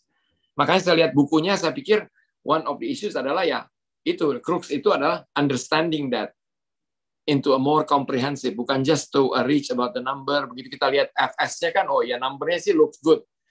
Mengenai hasil value added-nya, the multiplier effect daripada the people yang kita akan recruit, semua kita bisa identify. But it becomes more complicated when we actually are going to implement that. Itu mungkin tambahan dari saya, Pak Sukarno. Tapi terima kasih, thank you for the comment, Pak. Terima kasih Pak Niko. Terima kasih atas tanggapannya. Nah, mungkin takutnya nih Pak Niko ntar lagi mau keluar nih dari forum. Mungkin ada closing statement dulu kali Pak? Sebelum... Nggak tahu, saya mungkin lebih daripada saya memberikan closing statement, karena buat saya tadi yang saya sudah sampaikan bahwa strategi, tadi sampaikan Pak Satya, strategi is good, tapi strategi itu akan menjadi good when it is executable. Nah, di dalam eksekusinya ini yang it actually make us, kenapa kok itu tidak jalan? Karena bukan hanya numbers yang akan dikejar, ada banyak hal-hal. Tadi saya juga lihat di exchange of the questions in the WhatsApp ya. Orang bicara mengenai company kayak Antam nih, begitu mereka datang ke Indonesia, kayak the US-based company atau European company, investors yang mau datang, yang dia lihat bukan hanya miningnya aja, tapi they're looking at the SDGs. Makanya kita kalah melulu nih dengan Vale, kita kalah karena kelihatan the BUMN mengenai komitmen terhadap the SDGs itu masih belum terlihat very committed for the SDGs. Tapi ya itu balik lagi lah, saya bilang bahwa all the strategy itu akan bisa dibilang suatu strategi yang berhasil when it is actually become executable. Saya udah dipanggil, minta maaf nih. Saya udah dipanggil nih. Udah itu ya. Saya sorry banget nih Pak Gatot dan teman-teman semuanya. Saya minta maaf nih jadi a bit rushing. Thank you very much Pak Niko. Terima kasih banyak Pak. Terima kasih Pak Niko, keren. Ya. Thank you ya. Minta maaf lagi nih. Oke, nggak apa-apa. Ya. Kita apresiasi Pak Niko masih bisa join. Wah, mantap. Makasih. Terima kasih. Oke. Ya, selamat malam semuanya. Ya, salam untuk Pak Menteri ya. Ya, thank you. Ya. Oke, baik. Saya izin meninggalkan ya. Ya, oke Pak Niko. Oke, makasih. Oke, sorry Pak Satya ya, saya jawab ya. Jadi boleh ya Pak Fuad, Mas Fuad? Silakan Pak, silakan. Oh ya, jadi gini Pak Satya, ini mungkin kalau eksekusinya seperti apa ya? Sepertinya kalau dari ininya Pak Niko tadi, kalau organisasinya kompleks, ada 4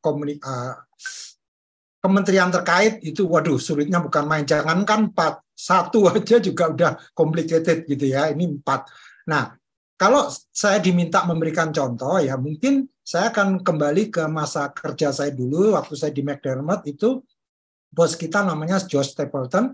Dia kuncinya kalau eksekusi strategi itu dia nggak ngomongin mengenai bagaimana harus membuat platform Arco, waktu itu belum ada BP ya, masih Arco, itu bisa efisien. Jadi waktu itu, waktu fabrication yard belum ada yang punya inovasi membolak-balikkan membuat platform. Jadi platform itu ngerjainnya dibalik Pak Satya. Jadi bukannya dari bawah ke atas, tapi dari atas ke bawah. Setelah jadi baru dibalik pakai Manita Walk Train. Wah, itu luar biasa dan bisa ahead of schedule 2 bulan ya. Jadi kita bisa dapatkan bonus dari Arco waktu itu dan mendapatkan order terus-menerus. Itu satu Pak Josh Stapleton namanya. Itu tapi udah lama itu ya, tahun 90, tahun 89 gitu. Nah, kalau dari segi bisnis yang lain, kalau di industri keuangan saya kenal namanya Barry Lesmana di Citibank dulu. Kalau dia strateginya benar-benar seperti yang dibilang Pak Wawan tadi ya, people ya, culture. Jadi dia setiap hari dia menghafal nama-nama orang yang non-officer itu artinya yang sebelum asisten manajer ya, jadi masih staff gitu, dan dia hafal nama-nama itu.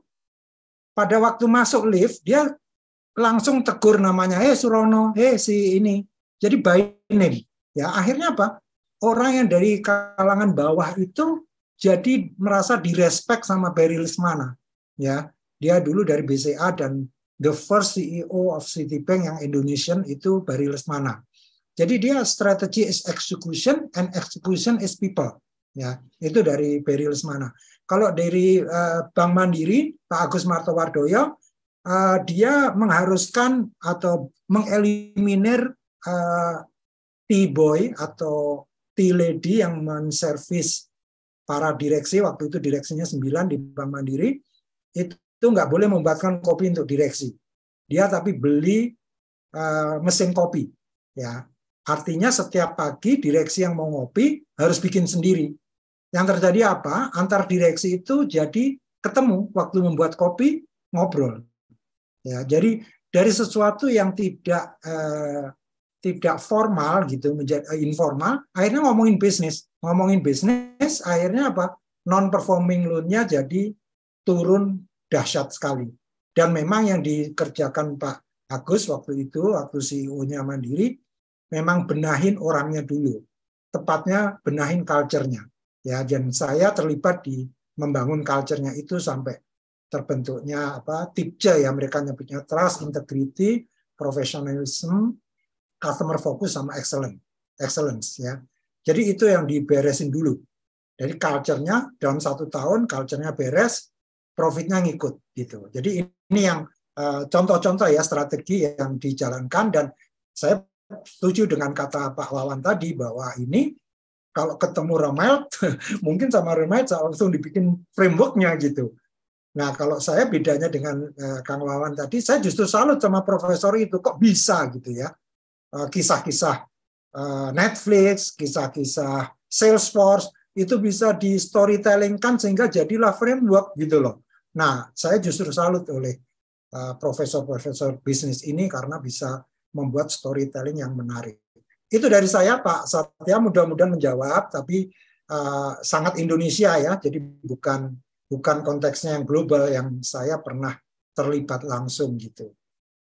Ya, makasih Pak, makasih. Menarik tadi ya cerita mengenai mandiri ya, masalah koordinasi yang diintensifkan kayaknya ya, gitu ya. Makasih. Ya.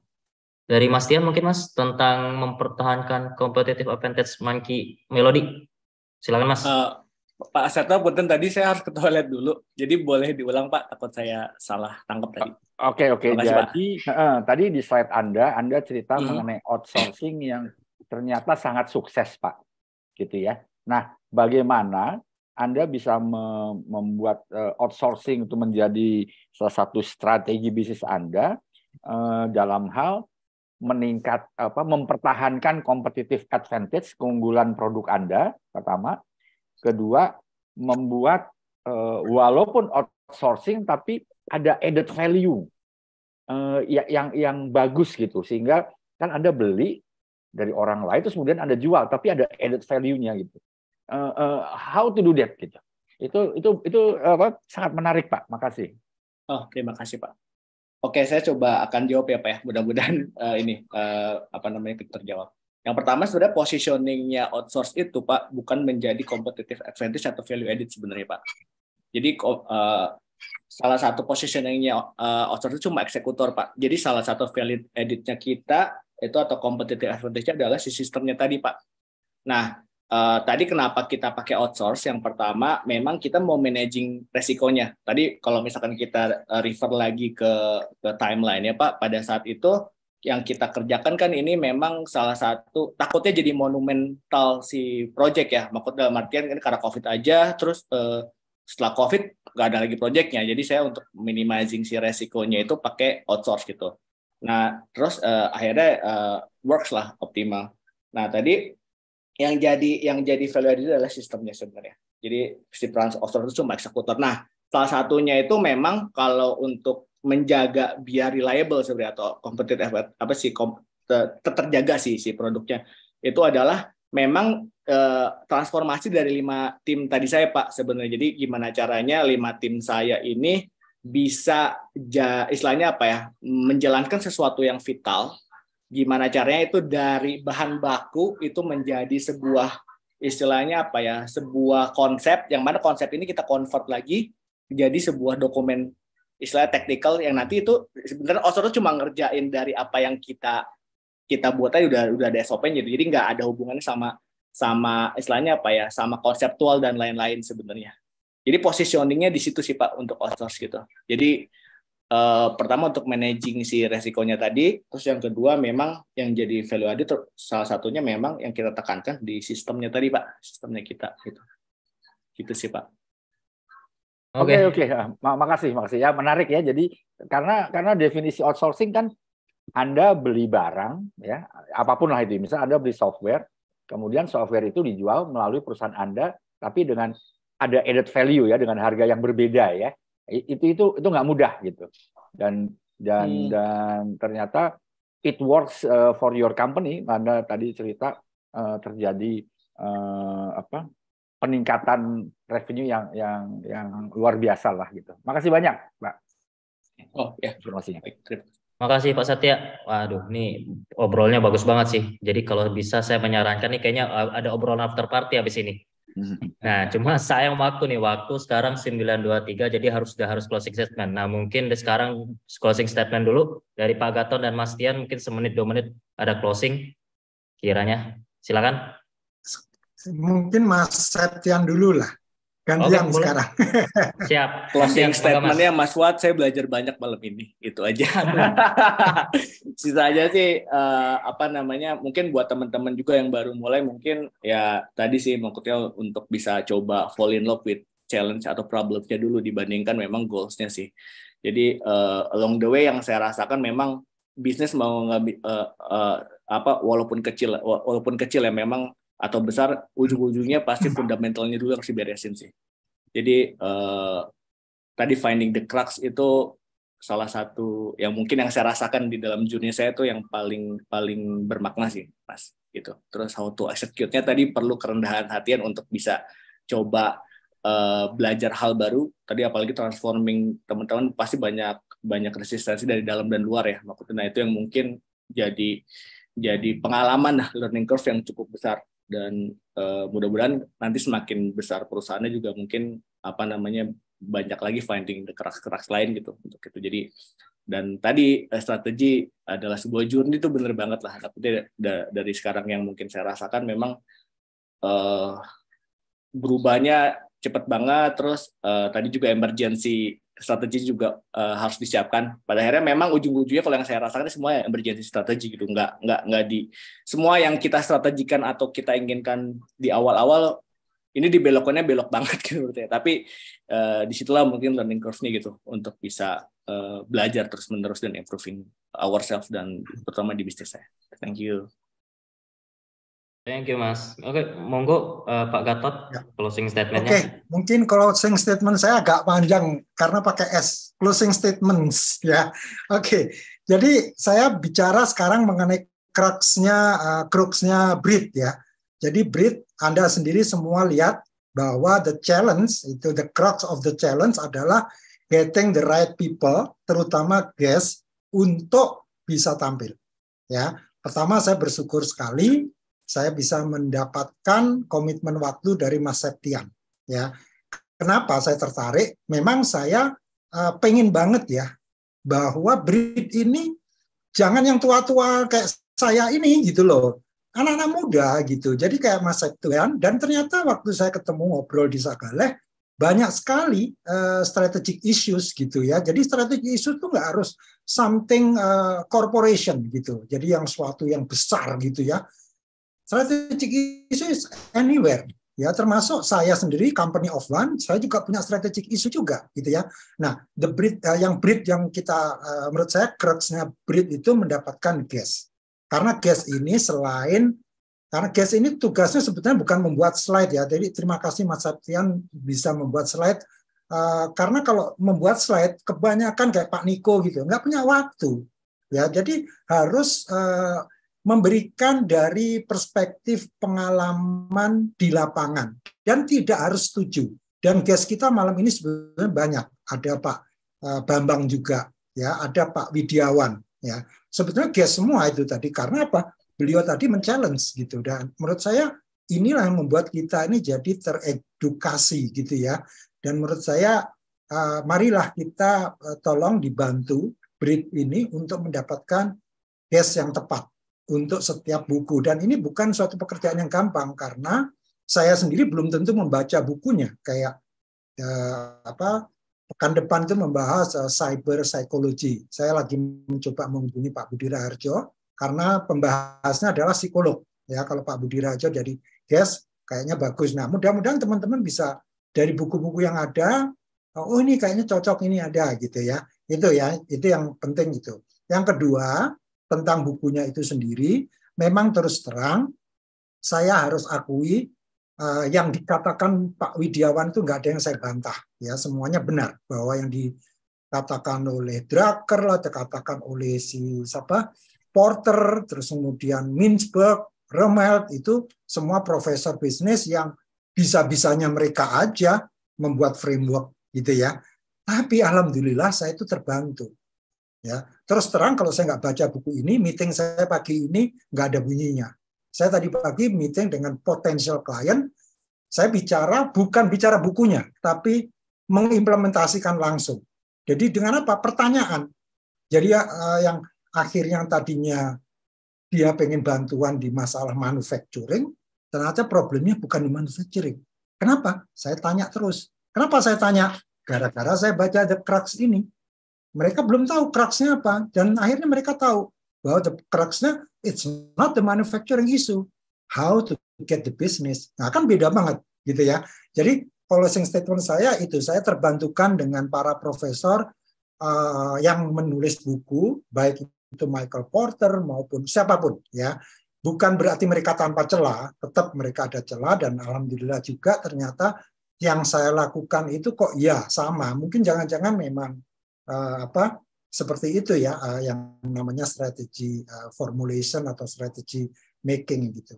Itu aja dari saya, Mas Fuad, dan saya senang sekali malam ini karena dapat pencerahan dari guest kita, yaitu Pak Niko dan juga Pak Septian, dan tadi kita semua bisa melihat ya, challenge-nya akan berbeda ya, antara Mas Septian sama Pak Niko kan beda banget gitu, dan saya memang dekat sekali dengan Pak Niko, udah 30 tahun lah ya kita kenal, makanya saya lebih mudah untuk ngajak dia ikut ini gitu. Silakan Mas Fuad, terima kasih atas waktunya, dan moderatornya keren banget. Siap, nuhun Pak. Terima kasih juga Pak. Nah, ini selain ada closing statement, kira-kira saya ingin sumari sedikit. Pertama yang pasti tentang masalah strategi itu sendiri, bahwa strategi itu sesuai dari penjelasan dari The Crux, penjelasan dari Mas Septian juga, dari Pak Niko, itu bahwa itu bukan tentang sesuatu yang saklek, tapi juga sesuatu yang ongoing. Jadi itu perlu diperhatikan, dicatat. Terutama tadi statementnya, sebenarnya sudah sering kita dengar, tapi sering lupa. Bahwa sesuai kata Pak Niko, strategi is good but it should be executable. Kurang lebih gitulah summary tentang obrolan malam hari ini. Terima kasih kepada para Pak Gatot, Mas Tian, dan Pak Niko juga tadi, dan juga para yang merespon, juga Pak Sukono, Pak Wawan, juga Pak Satya. Ini saya juga menanti Pak Buntoro, cuma Pak Buntoro nggak keluar. Padahal menarik juga cerita beliau tiap mentoring dengan Pak Budi. Oke, sekian dari saya.